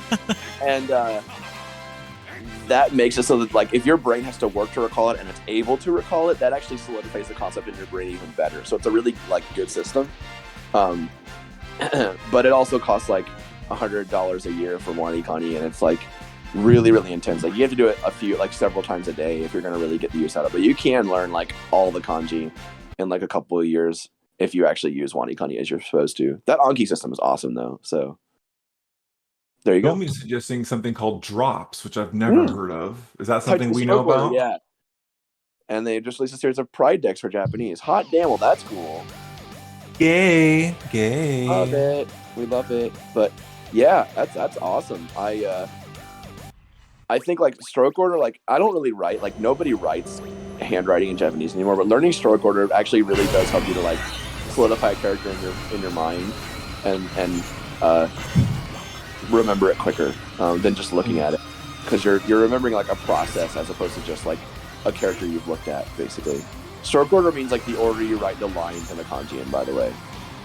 So it's like, you know, if you take the letter T, for example, it's a question of whether you write the top or the like one that, the line that goes left and right, the line that goes up and down first is basically like what stroke orders is. But characters in Japanese are way more complicated. You may have like 15 lines or strokes you write in a Japanese character, and so the order you write them in is important to help you, you know, remember the character well. So there you go. There's another Japanese lesson for you all. Congratulations. Oh my god. I know.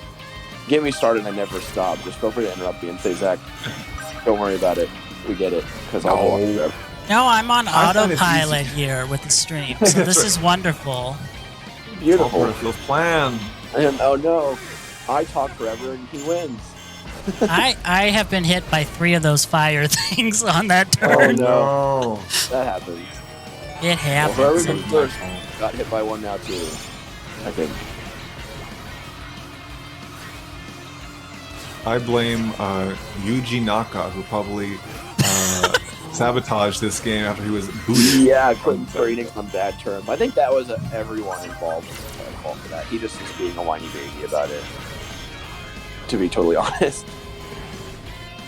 Poor Balan Wonderland. That game Yeah, I don't know if y'all know who Austin Eruption is. He's a YouTuber, like does video game videos and stuff. No. And he made a video about Balan Wonderland, and there's actually a Balan Wonderland novel. And that, like, Balan Wonderland, part of the decisions on the creation of that game was they wanted to make it so that there was no dialogue in it, so that it could be played anywhere in the world. But the problem is, like, that's cool if you make it and like you build a story that works with that. But they actually have an entirely separate story that's crucial to the game, that the only way to know it is by buying the book. Oh wow! And so that game got like shit reviews because it didn't make any sense and it was so weird. But apparently it's actually like a really cool, interesting, good like world and story if you know what the heck is going on. They just basically like refused to do it in a way that made it so it had to be translated. So that's why that game was like panned as it was, is because the people who made it just made a really dumb decision on how to like go about the game world. So that sucks, because that game apparently actually is pretty cool if you know what the heck is going on. But well, I watched the Donkey review. You know, like Donkey, yeah. Which he just like, it's hard because he obviously excerpts the most hilarious, ridiculous things about of course, the game. Yeah. I mean, he just wants it to be funny, which, you know, is great, but it isn't exactly a super reliable review. But anyway, go ahead. Sorry. That's it. I just encourage everybody to watch it because, I mean, if you're not going to play the game, which I haven't, I mean, it's so funny. Oh, that's He's great. I'm funny. Yeah. Well, if y'all want to actually know, like, that Ballin' Underworld or whatever it's called could have been an actual like good game, I recommend the Austin Eruption video on it. It's very it's interesting. It's very long, but it's good. It's interesting. He really goes in depth to like be like, this is like what the game was like. Everybody like what it's supposed to be, so you all know. Right. I'm like, whoa, like it's really informative, and he's a good creator too. He's fun. He does a lot of like anime stuff and things like that too. So. By the way, Daddy Mary, thank you for the cheer. How are you doing tonight? Yeah, we love cheers. How you doing tonight? Hope you're having a wonderful evening. Yes. Yeah. I was focused so much on the cheer that I looked away at Chad. I'm like, oh, I just drove into a wall. Uh-oh. It's not going so hot. Good job, Cameron. Love it. So I had a jalapeno popper yesterday, and it was too hot, and I burned the top of my mouth, and it hurts a little. That's it. Oh no. That's my story. Oh no. Good Mexican food is really hard to find in Japan, by the way.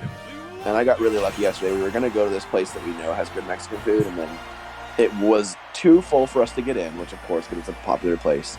So we just tried another like taco bar, and it was actually very, very good. And they had jalapeno poppers, and it was wonderful. Honestly, is there anything better than great Mexican food? What beats that? I'm a pretty big fan of great ramen, but Mexican food is way up there. And pizza, ramen, pizza, Mexican food, and curry. Like those four are the things. Ramen pizza? You're gonna have to backtrack about 5 steps for me real quick. Oh, it was a list, but that is an interesting idea. Ramen and pizza and curry and tacos, like Mexican food. Those are the four food groups. I'm into That would ramen be why- pizza that now, would be though. why I have high blood pressure, also. But Oh no. I've been cutting back. I mean, like every night for dinner, I have like a veggie and chicken breast stir fry with like Oh lord. seasoning with no salt. I'm like, it's good though. I like vegetables and stuff, so it's not a problem for me at all. But I was eating terrible for a long time. Mm-hmm. So Mary would There's like to that part know of the how story. everyone is doing. I'm sorry to interrupt again. no, Keep doing that. It's fine. We should be paying more attention to chat, but we're just too absorbed in our own world. But I'm doing lovely. Yes, me It's a too, Sunday. Mary. Hope you are too. A lovely, wonderful, lazy Sunday. I'm just having the worst day of my life. Thank you so much, Daddy Mary, for asking. Always love that. We're all for that. I love Memories that for day. you, Panty Lemon. Thank you that. so much. Wait, says Daddy Mary. I thought it was Saturday. Today's Sunday. I'm in Japan, Daddy Mary, so I'm in the future. That's right. Yeah. When I go to the US and I come back to Japan, I go back to the future. It's just I was like going to make a movie. Back to the Future joke. We're on the same page here. Love it. And it's like, it's really awkward, like all that weird stuff with family and stuff that happens to me every time I go back to Japan. It's a real hassle. It's just like the movie. That's right, Like that's a film. Yeah, a lot of people always say like it's not a typical thing to be like living in, not North America or somewhere like that. So I always forget and say that. But yes, I'm in Japan. So there you go. Now you know.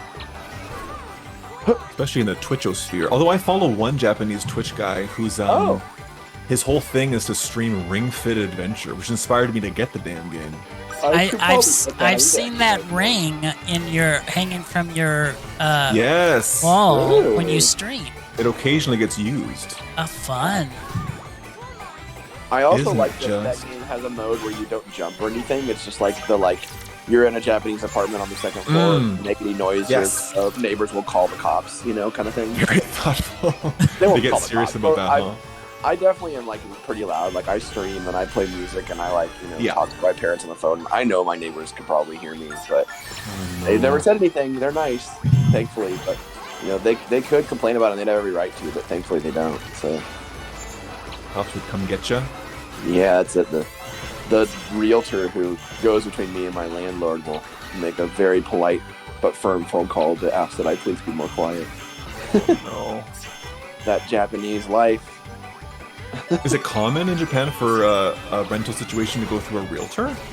I feel like it's really common if you're not a Japanese person, but I think because a lot it's pretty common here when you're trying to find an apartment that like people landlords are basically just like no foreigners, and that's like and a lot of people are like that's racist, and I'm like, well, I mean, there's a language barrier there where like you have to be able to like read a contract and like talk with them if something goes wrong or if they need to like change something or something like there's a lot of things that there could be some major miscommunications if you can't talk effectively. So if they can't speak English, then it makes total sense that they wouldn't want someone in their apartment who can't speak Japanese well. So I think that's not like an invalid concern for them to like be like, no, sorry, nobody who can't speak Japanese. But that thing is like, that's why this is a lot of places. I can speak Japanese well enough that it's not an issue, but even so, I purposely went to like a realtor that I know has a lot of properties available that's not an issue. Yeah. Oh my god. Daddy Mary used to live in Kobe for 7 years. Oh shit. Good call for Future Girl called Future Girl by US friends. Yep. It's that time difference. That's sweet. I've been to Kobe a few times. It's a neat little city. I went to a place that, I mean, in English everybody calls it sake, but it's Nihonshu in Japanese. If you say sake, it's actually sake in Japanese, and that literally just means alcohol. Like, as in like alcohol you drink, not like rubbing alcohol, but Chai. yeah. And obviously that makes sense because somebody at some point, an English speaker, went to Japan and they were given the rice wine stuff, and they were like, "What's this?" The Japanese person was like, "Oh, it's sake," and they said like, "Oh, it's alcohol, not like wine or beer or something." And that just became, "Oh, so this is called sake, cool," but it's not. It's called Nihonshu. Anyway, I went to like a brewery in Kobe to see the process and like try some samples and all that, and that was really, really cool. It was a neat experience. Kobe is they have a really nice like Chinatown area, and that place is really awesome. The food is fantastic. That was a really How's great the experience. beef? The beef I didn't have Kobe beef. I've had it in what's called, I think it's called Fukagawa or somewhere. There's a few different places that are known for their beef. Everybody thinks of Kobe, but there's a lot of places that are famous for that. And I've had it, and it was very good. Very expensive though, You get like a sliver. Alberta and Canada, we have our own little beef situation. Ooh. Alberta beef, buy local. Yes, buy local. Always buy local. I always make a point to do that. I go to the little vegetable stands. They're all like, it's great because it's easy in Japan. I don't know how it is in like anywhere else because I've lived here for so long, but they make it really, really easy to know like what you're buying is local, because it says like spinach from whatever prefecture, like strawberries grown in so and so, and so you'd be like, oh cool, so this place has a connection with a little local farmer. And that I went to middle school, high school, international school in Kobe. I think it's a great city, but also it's very for formative years, and that can be tough in Japan. I never had Kobe beef. I don't eat meat, so I never was even tempted. I don't eat a lot of meat myself either. I'm more of a vegetable person. I'm not like vegetarian or vegan.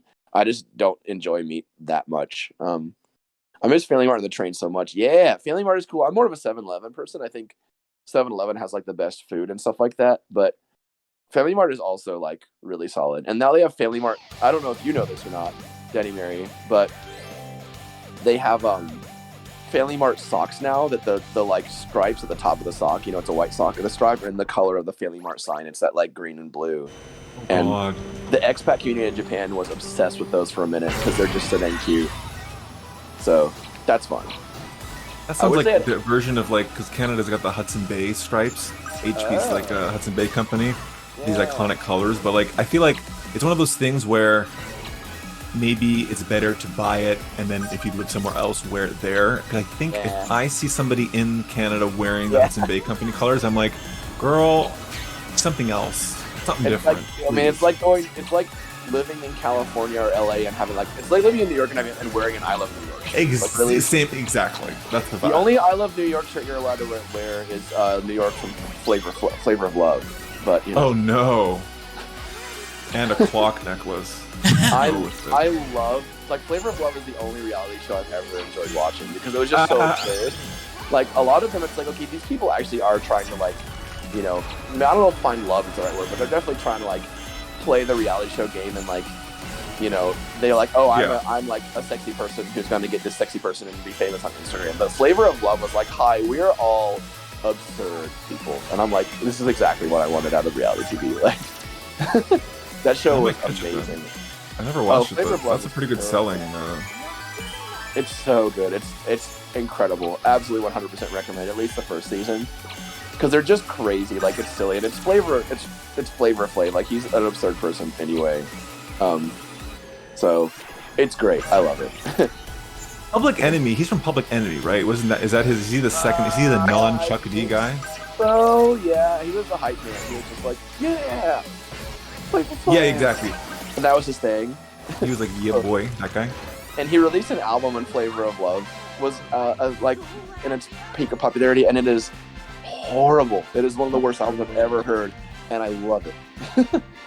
It's just absurd. That guy should not release an album. I haven't been back in like 8 years. Yikes, wow. My dad was there till 2020. Oh, I want to go back when COVID said no way. Yeah, I haven't been able to go back. Oh, God.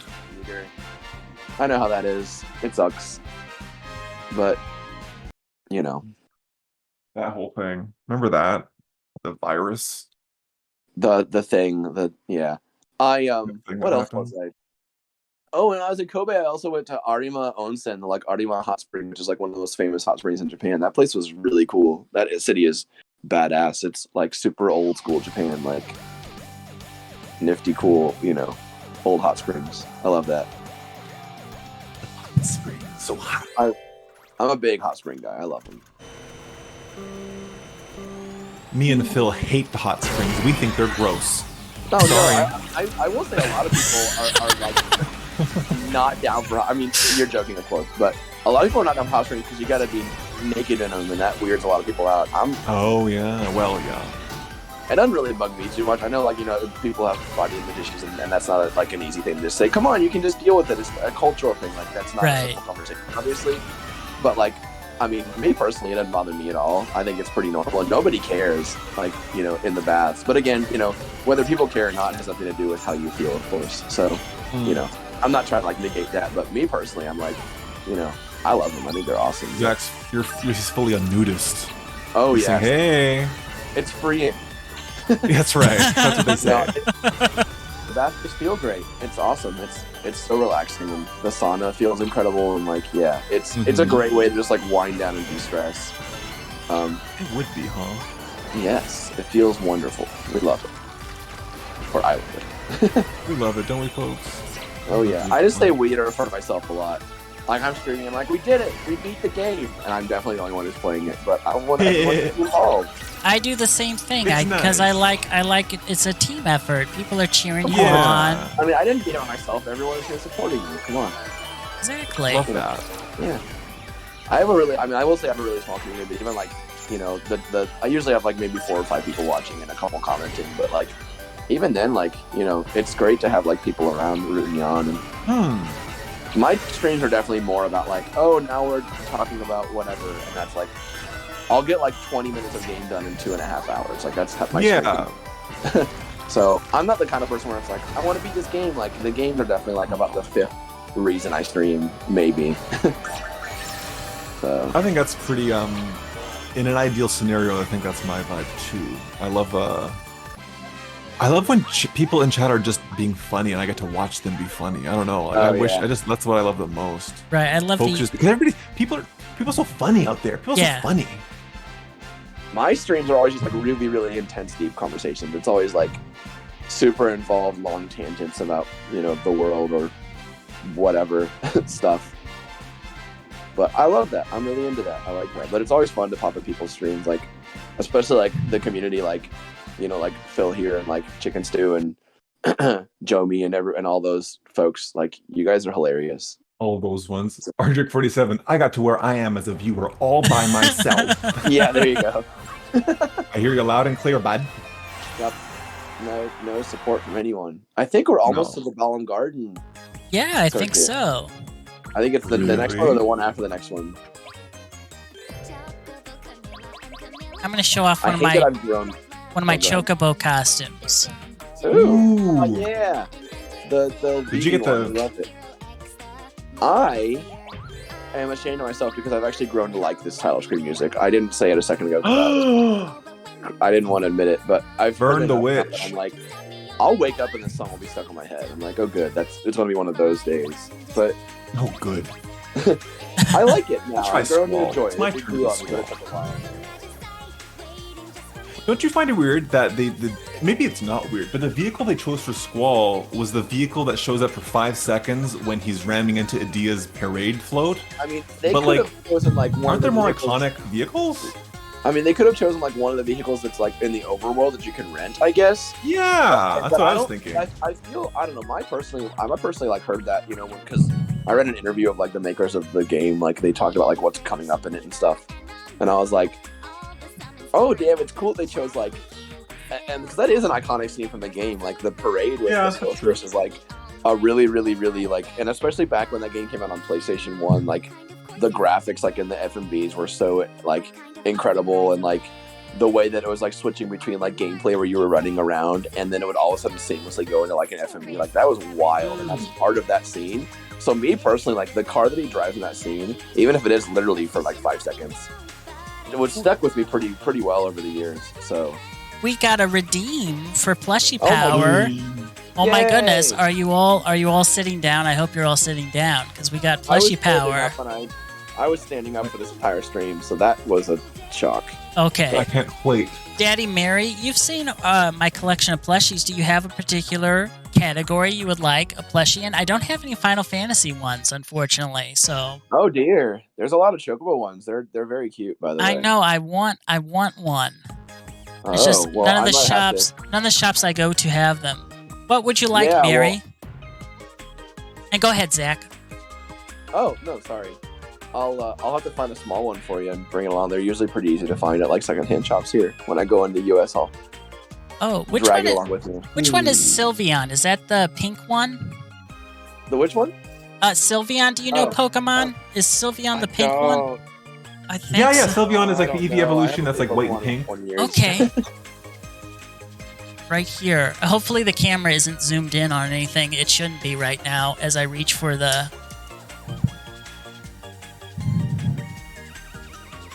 Here you go. Let me switch to just chatting.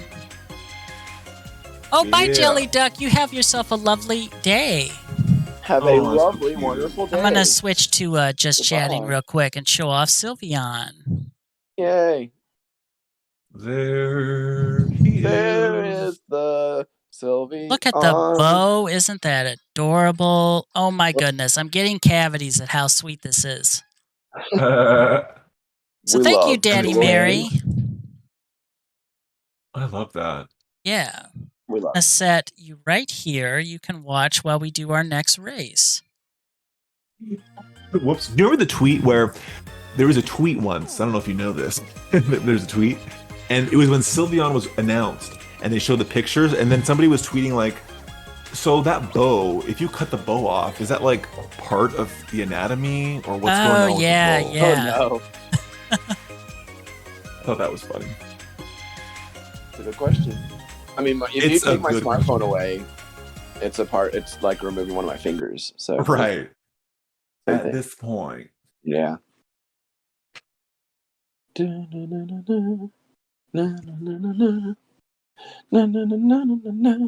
I'm glad that Well, song we'll isn't something that we can get a DMCA for because you sang that so well.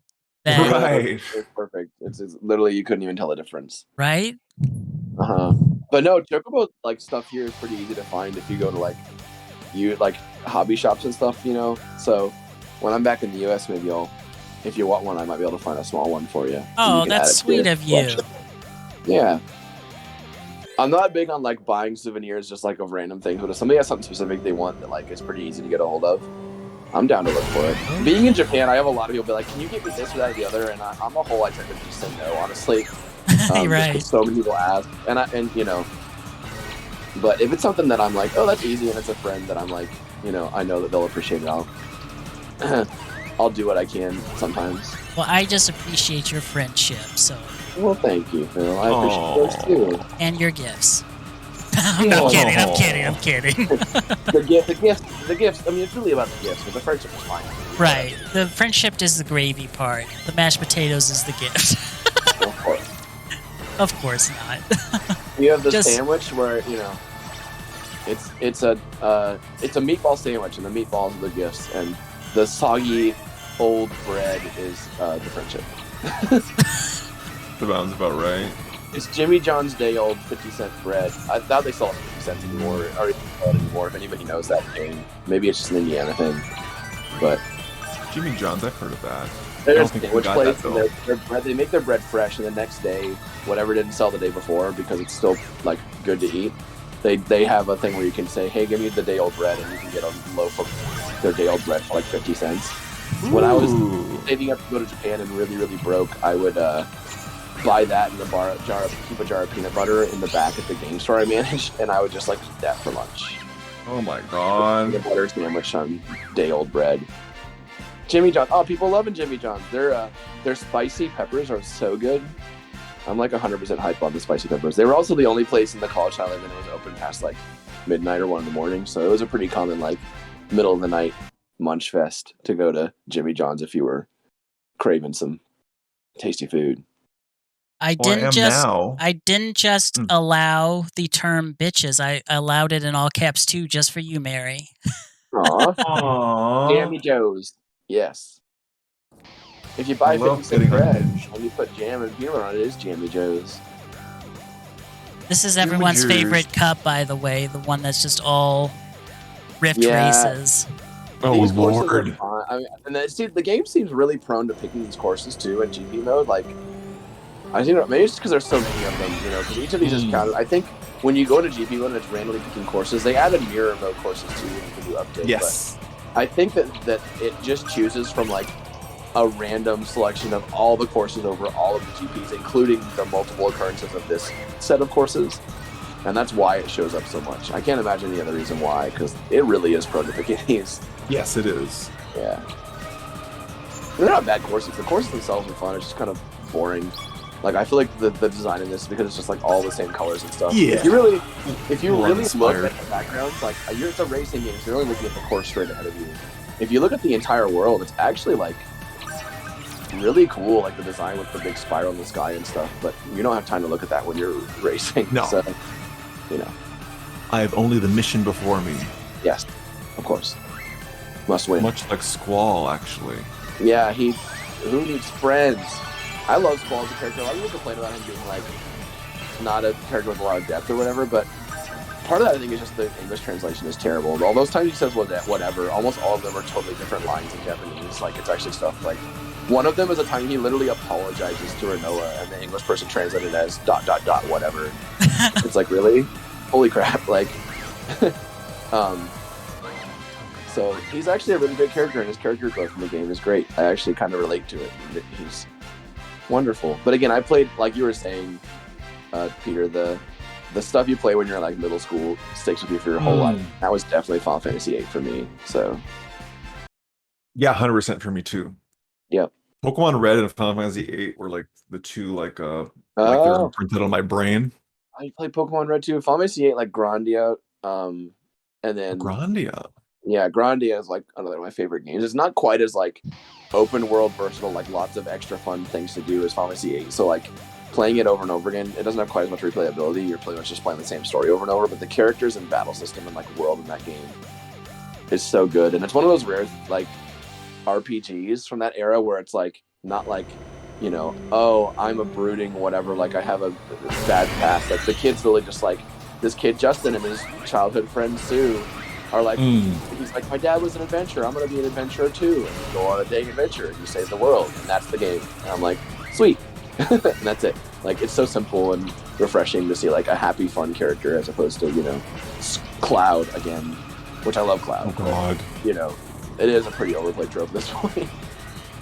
I don't think I love Cloud. I'll be real with you. Cloud. I'm not gonna say that. I mean, I think it's the thing where like a lot of people, and I'm not saying this about you, probably not true for you, but I think a lot of people, their image of Cloud is like the Midgar part of Final Fantasy VII, and over the course of that game, he grows so much as a character. Like, you know, spoiler alert, everybody, but like the whole like where he goes like he gets amnesia or like, you know, is in a coma basically for a while and stuff like that. Like all of that stuff is like really, really intense and makes him actually a pretty like well developed, interesting, complicated character. And like, I love Cloud for that. I think like he's a good character, and I'm glad in the remake they like gave that part of his character where he's like actually kind of an awkward dude who's just like trying to work his way around, like, you know, being someone who thinking he's someone he actually isn't, and all this stuff. So I think he's a really good, well-developed character, but everybody just knows him as like the whiny, like, my mission is all I care about Midgar first 7 hours of Final Fantasy VII character. So it gets a bad rep. But again, that's not what I'm saying, like that's how you feel, of course. I'm just saying I feel like that's why like a lot of people say that. So I got to the point where Cloud cross-dresses, I turned the game off because I don't believe in those values, and I could not continue playing. That part aged horribly, yeah. Yeah. Thankfully they handled it way better in Final Fantasy VII Remake, but it was rough in the original game. And again, that's still the stuff where you're like, he's just the whiny, you know, I'm a mercenary, don't talk to me guy. But he grows so much over that game. He's such a good character, but you really have to play the whole thing to appreciate it. So, you know. I think Barrett and Samus have the same plastic surgeon. Probably. I mean, they both have that arm situation. That's true. And the girl from Planet Terror, if anybody remembers that Quentin Tarantino movie, like from Grindhouse. Oh, yeah. Is that the double feature?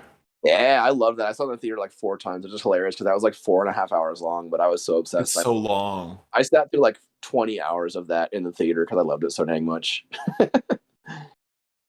I was I saw it obsessed once with in the that. theater, but I remember something. I remember I went to the theater. I think again middle school or maybe high school. I don't remember.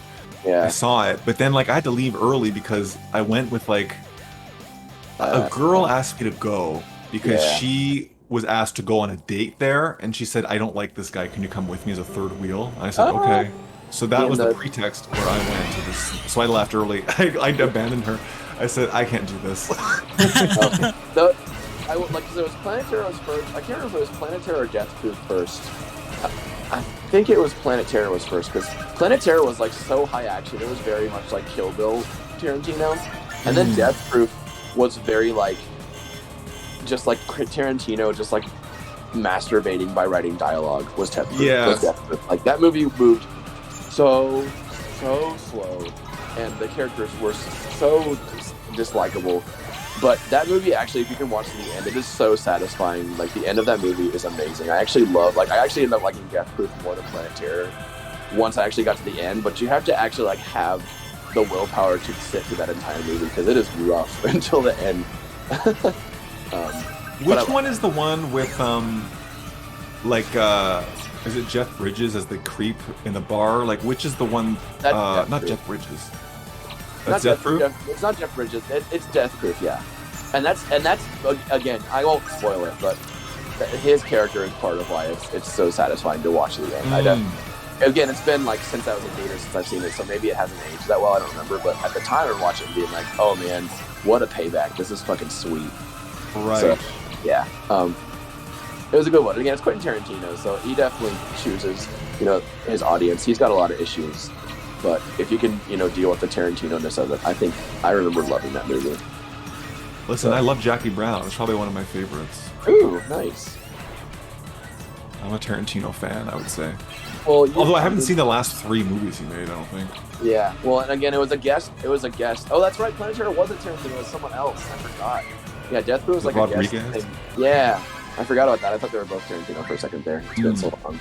But yeah, Death Proof, I liked it, but you do have to be like, all right, I'm gonna suffer through the first 3 quarters, 80% of this movie, and then it's gonna get good. So I recommend it if you like sitting through it.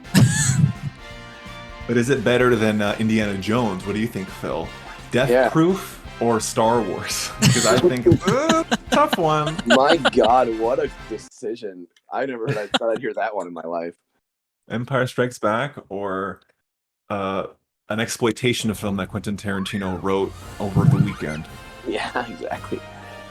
You can't tell Death Proof was like a rush job of his, but Directed by the person who was Elvis, one of the Elvis people in an episode of The Golden Girls. Quentin Tarantino. What? Tarantino? Yeah. That makes An sense. Elvis impersonator. He's definitely got the creepy Elvis vibes going on, I feel it. That's such great trivia. Yeah, good one. I love that.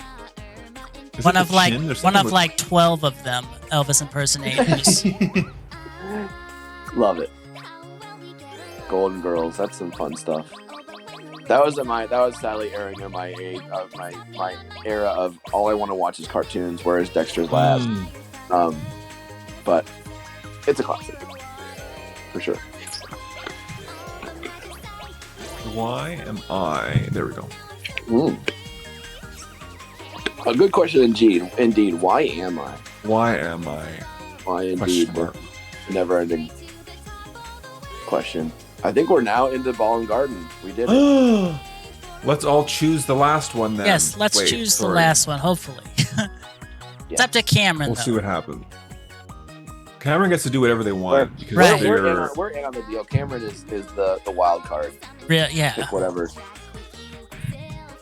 And I mean, if something else gets chosen, then that just means we get to play some more. To Yay! play Hello, Calais. Humming this. The funny thing is, whenever we get around to being done playing this, I'm just gonna immediately hop into Chocobo GP and get my daily out of the way. So that'll be fun. There it is. It's time to kiss your bot goodbye. Remember that? Your robot. Your robot. Oh, yeah. I never was a big Futurama first person, but I loved that a character that called Robots Robots. Robot. Was that Zoidberg? Yeah. Zoidberg is a wonderful character. I love the characters of Futurama. I liked Futurama actually when I just never like, I don't know, American cartoons like Family Guy, Futurama, The Simpsons, like all of those. I enjoyed them when I would get the chance to watch them, but it's not the kind of thing that I'd like take in my own time and sit down and be like, I'm going to look at these now, kind of thing. Mm-hmm. It's on TV though. Futurama was my favorite one of the three for a long time. It's good. That show is incredible. Like, that's a great question to ask about the best of the three. I don't know if you even like those shows, Phil, but I feel like it's important to establish which is your favorite. Well, I liked the first 3 seasons of Family Guy, and then it sort of fell off. Yeah, fair. Because it was more sort of like Naked Gun humor at times. The jokes instead of just pure randomness, and just mean-spiritedness, which I don't really want to see. I'm not big on just making fun of things. That's never been something I'm into. Right. So if I had to choose, I'd choose Futurama, just because I was never a Simpsons person. Even though Simpsons I appreciate.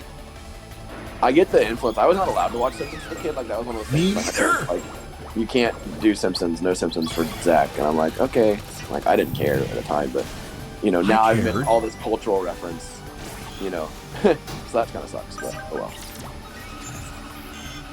That was a thing for a while, parents not letting their kids watch Simpsons. Meanwhile, the least offensive show ever. Like, so many more things that you could be banned from watching. Yeah, well, I wasn't allowed to watch Power Rangers until there was a news special one day about how Power Rangers makes kids beat each other up.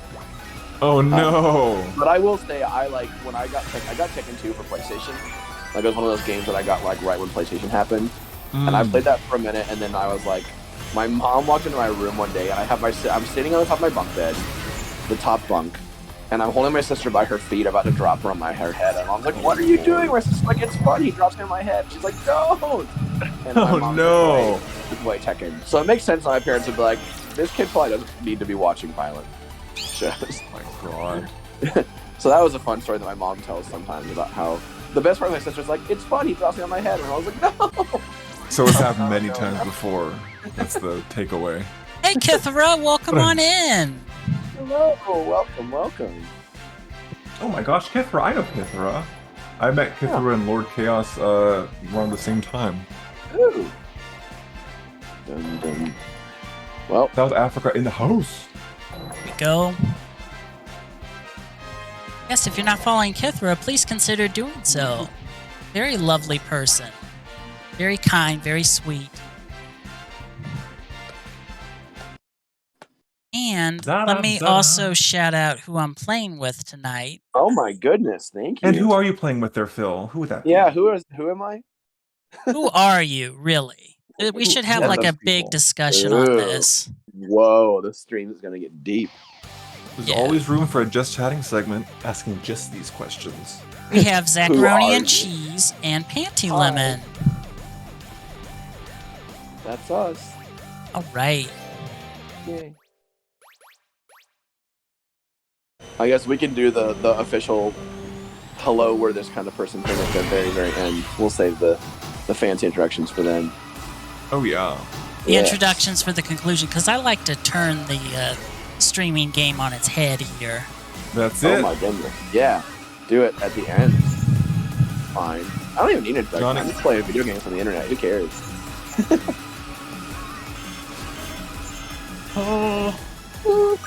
But Johnny Carson can eat his heart out. Go ahead. What did you say?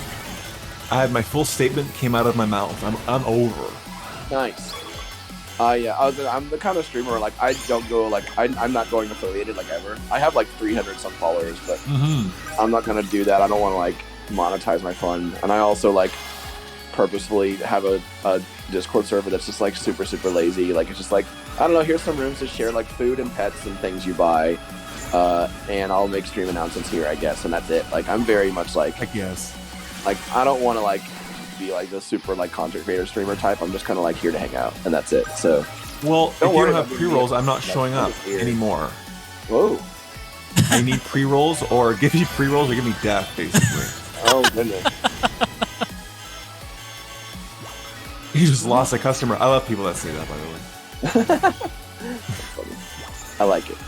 But I yeah, like so that's it. my streaming style. I just am here to play video games and hang out. That's it. Your stream's great though. Everybody should check your stream. Well, thank you. I BT really does. appreciate it.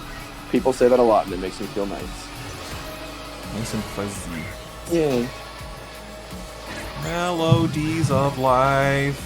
Emiko Shiratori loves this song. I didn't know that. I learned something today. 4th place. Good enough. Who cares? I once went to a Korean restaurant where Ooh. they posted a yeah, that's the story. I once went to a Korean restaurant, I but mean, they had, that you is know, like actually some really restaurants. awesome. Korean food noodles. If they get like a good review, like a restaurant will post it on the front, like, oh look, we were featured in the top 10 new, like whatever. They had a review from a local paper posted at the front window where in big bold titles it said "good enough." That's I love it. that was their selling point. That's perfect. how I market my streams. Good enough. Good Gonna enough. merchandise and everything. It's so funny because I do live translation streams where I play games in Japanese and like translate them in English, and I literally call it like "good enough translation?" Oh, that's Like, right, like, you do. yeah. Because I'm not trying I to love like that. get every single thing, and I just want to like play the game and make sure that people know what's going on. So a lot of times, like I can't really translate this dialogue, but here's what they're doing, so you have an idea. People go, okay. So That's all you need. it is like there are people on here who do like really, really detailed, involved translation stuff, and I'm like impressed by that because that's a lot of work. But I ain't got the energy to do that. Streams are just a fun thing for me to wind down and de-stress. So. Well, Kithra, if you need to head out because of work, I thank you so much for stopping by. That was very nice of you. It was wonderful to see you. Yes, thank you. Stay safe, keep fit, and have fun. Yay! I always in my streams being like, be nice to people, spread the love, and take care of yourself. So do that. Hippie. That's me. I mean, I have been lately. I bought incense, and I'm like listening to like ambient, like drone field recording cassettes, and I meditate in the morning and stuff. Now I'm like such a hippie now, but it's all just like it's all such good distressors. Like I get it now. I was like, hippies are so weird, but they just want to like not be stressed about the world. Right. It finally You is clicked. smudging your bathroom right now? You smudging your living area with incense? It's so good. I love it. Also, I don't know what that means, but I like the smell I of don't it. think it's incense, but like I have friends who are like into stuff. I like, and sometimes like if you get like a bundle of like nice smelling, I forget what it is, but like it's for smudging. It's like getting rid of bad vibes and bad juju in a space. I guess you like smudge it with like. I hear it. Okay, sorry. No, go ahead. I started talking when you weren't done. Go ahead.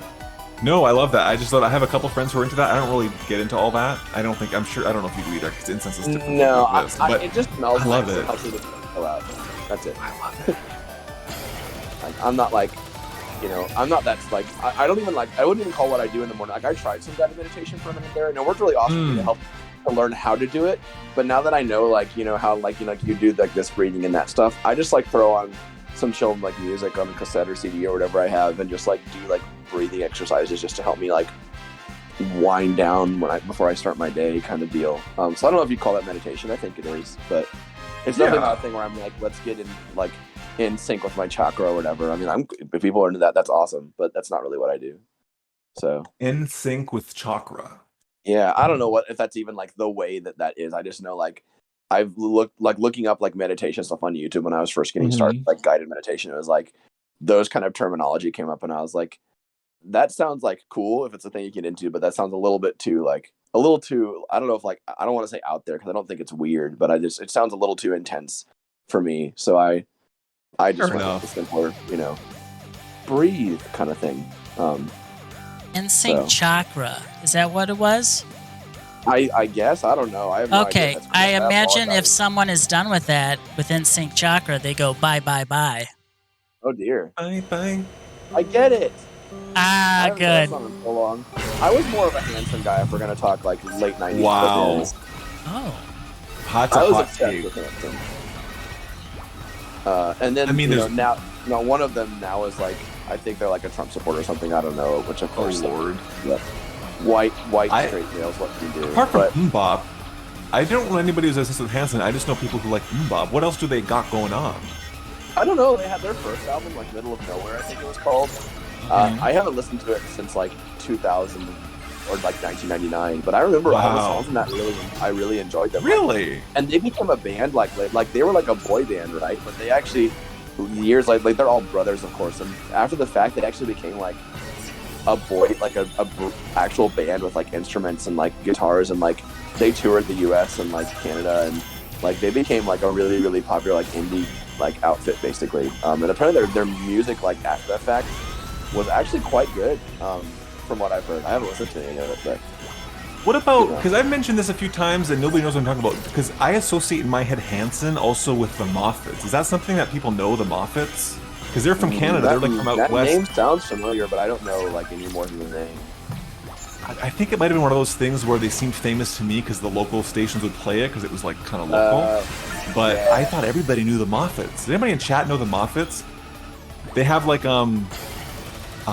fuck, what do they have? I don't remember now. A single song, but they're popular. I swear to God. That name sounds familiar. It sounds like something that, like, you know, I've heard of at least. But I mean, that yeah, the song that goes. It goes like na na na na na na na na na na na. I'll be there. Hi, Kithra. For you. Oh yeah. See ya. Thank you for coming in, and thank you for the follow. I got the notification. I appreciate it. Aw, that's lovely. I love it. We love it. I love it.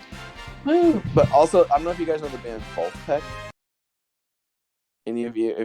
I don't think I do. They're like a really, really upbeat, kind of funky, like jam band kind of group, and they're good. Yeah, I would recommend them. And there's another group called, I can't remember their name. They're called like Fluffy Pockets or something. And they did a thing like if Wolfpack covered Hanson, and they did like boom bop, and they had like a full like band with like brass instruments and stuff, and they had like a girl on vocals, and she's really really good, and that video is incredible. So that cover of boom bop is probably my favorite. So there you go. There's that. Fun. I got fun. YouTube that. Well, we've played every single series.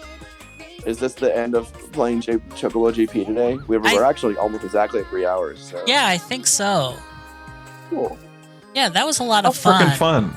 Yes. And I tied Cameron at the end. How exciting. Yay. What an achievement. I am proud of myself. And Cameron, you are awesome at this game. Thank you so much for playing with us. And thank you for following. And I hope I'll see you around for non-Chocobo GP streams. Yes. Right. Killer.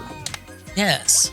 All right. Let me I appreciate you organizing this. I haven't played with friends like barely ever at this game. It's so much more fun with folks that you like, you know. Oh, definitely. Yeah, this is the first time I've actually played it like online multiplayer with people I know. I know. We just did it. What was it? 2 weeks ago or a week ago, Peter? Yes, that was really fun too. That was my introduction to playing with anybody. Yeah, me too. So that was a lot of fun, and we got to play with 3 other people. That was awesome. Yeah. All right. Aww. Well, I guess this is the end. What did you want to introduce yourselves? You talk about your streams or anything like that? Or I know, Zach, you basically did already that part, but if you just want to introduce yourself at the conclusion, because I like to flip these streams upside down. Oh my goodness. Sure. I mean, I guess since you mentioned me, I'll go first. But yeah, hi, I'm Zachary and Cheese, and I live in Japan. I was streaming 3 times a week, but streaming after work has been stressing me out lately, so I'm just kind of switching to like I stream whenever I feel like it. But you know, Twitch does notifications. But yeah, I play Morrowind at least once a week, so you'll for sure. So you play Morrowind, and right now I'm playing Final Fantasy VIII, the Japanese version, translating into English. The other times I stream, if there are any. But Morrowind at the very least. I'm an RPG kind of dude, and I like to talk about music and ramble and not play games very much. So if that sounds fun to you, then come on by. Thank you for letting me put the stream for me on autopilot today, Zach, and just let you guys don't apologize. I love the conversation. I love the discussion. It was just awesome. Okay. So thank you. Auntie Lemon, your turn. That's really it. You said the thing. That's my Twitch username, Panty Lemon. Sorry about it. It's a sorry about it. And I'm also Canadian, as you could probably tell from that. That's about it. Click one day if you ever want to see what's going on in that channel. That's it. Cool. Some days you turn Panty Lemons into Panty Lemonade. I try, Phil, but I could Mm. never outdo you when it comes to puns or anything else. Yeah. And if you're a streamer and you're friends with Panty Lemon, sometimes you get panty rated, and that's fun. Yes, That's like we true. did earlier today at the start of the stream, which was an honor Correct. and a privilege. I've also been panty rated, and it was a very nice day. It made my week good. Oh, isn't it fun? Yay. Daddy Mary read your name as Panty Lemon. Good That's night, cute. Panty. Wow. That's way better. I'm officially changing the emphasis. Please note that. Panty Lemon. I love it. Oh, goodness. Okay, well, thank you guys. I'm going to hang up from the Discord call. It was wonderful playing with you two. It was wonderful talking to you two. And I'm glad we were able to do this. It was a lovely time. Yeah, you guys have a wonderful one, a lovely night. And for you, Zach, a lovely Sunday. I will. I'm just going to chill today. So it'll be nice to actually do that for once. I haven't done it in a while. So, yay. All right, awesome. Well, bye, everybody. Talk to you soon. Bye. Take care, everybody. Bye. All right. That was Chocobo GP. Let me thank some folks before we officially close here. I don't know what this was, but we did it anyway. Daddy Mary, thank you for your 100 bits for the cheer. I always appreciate that when you do it. I am Daniel McGee. Oh my goodness. Thank you so much for the gift subs to The Real Gamer Fox, to Jabo, and to Bear Pair Gaming. You're very sweet and always a great support.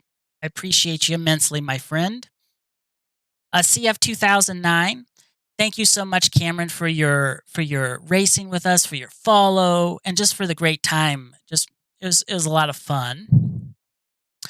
And Panty Lemon, of course, thank you for your raid. That was really appreciated. And of course, thank you to Panty Lemon and Zacharoni and Cheese for just playing as well as Cameron.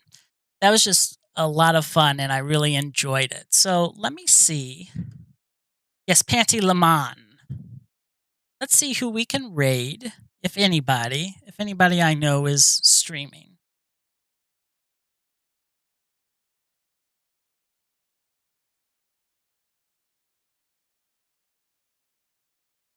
Dooby-dooby-doo.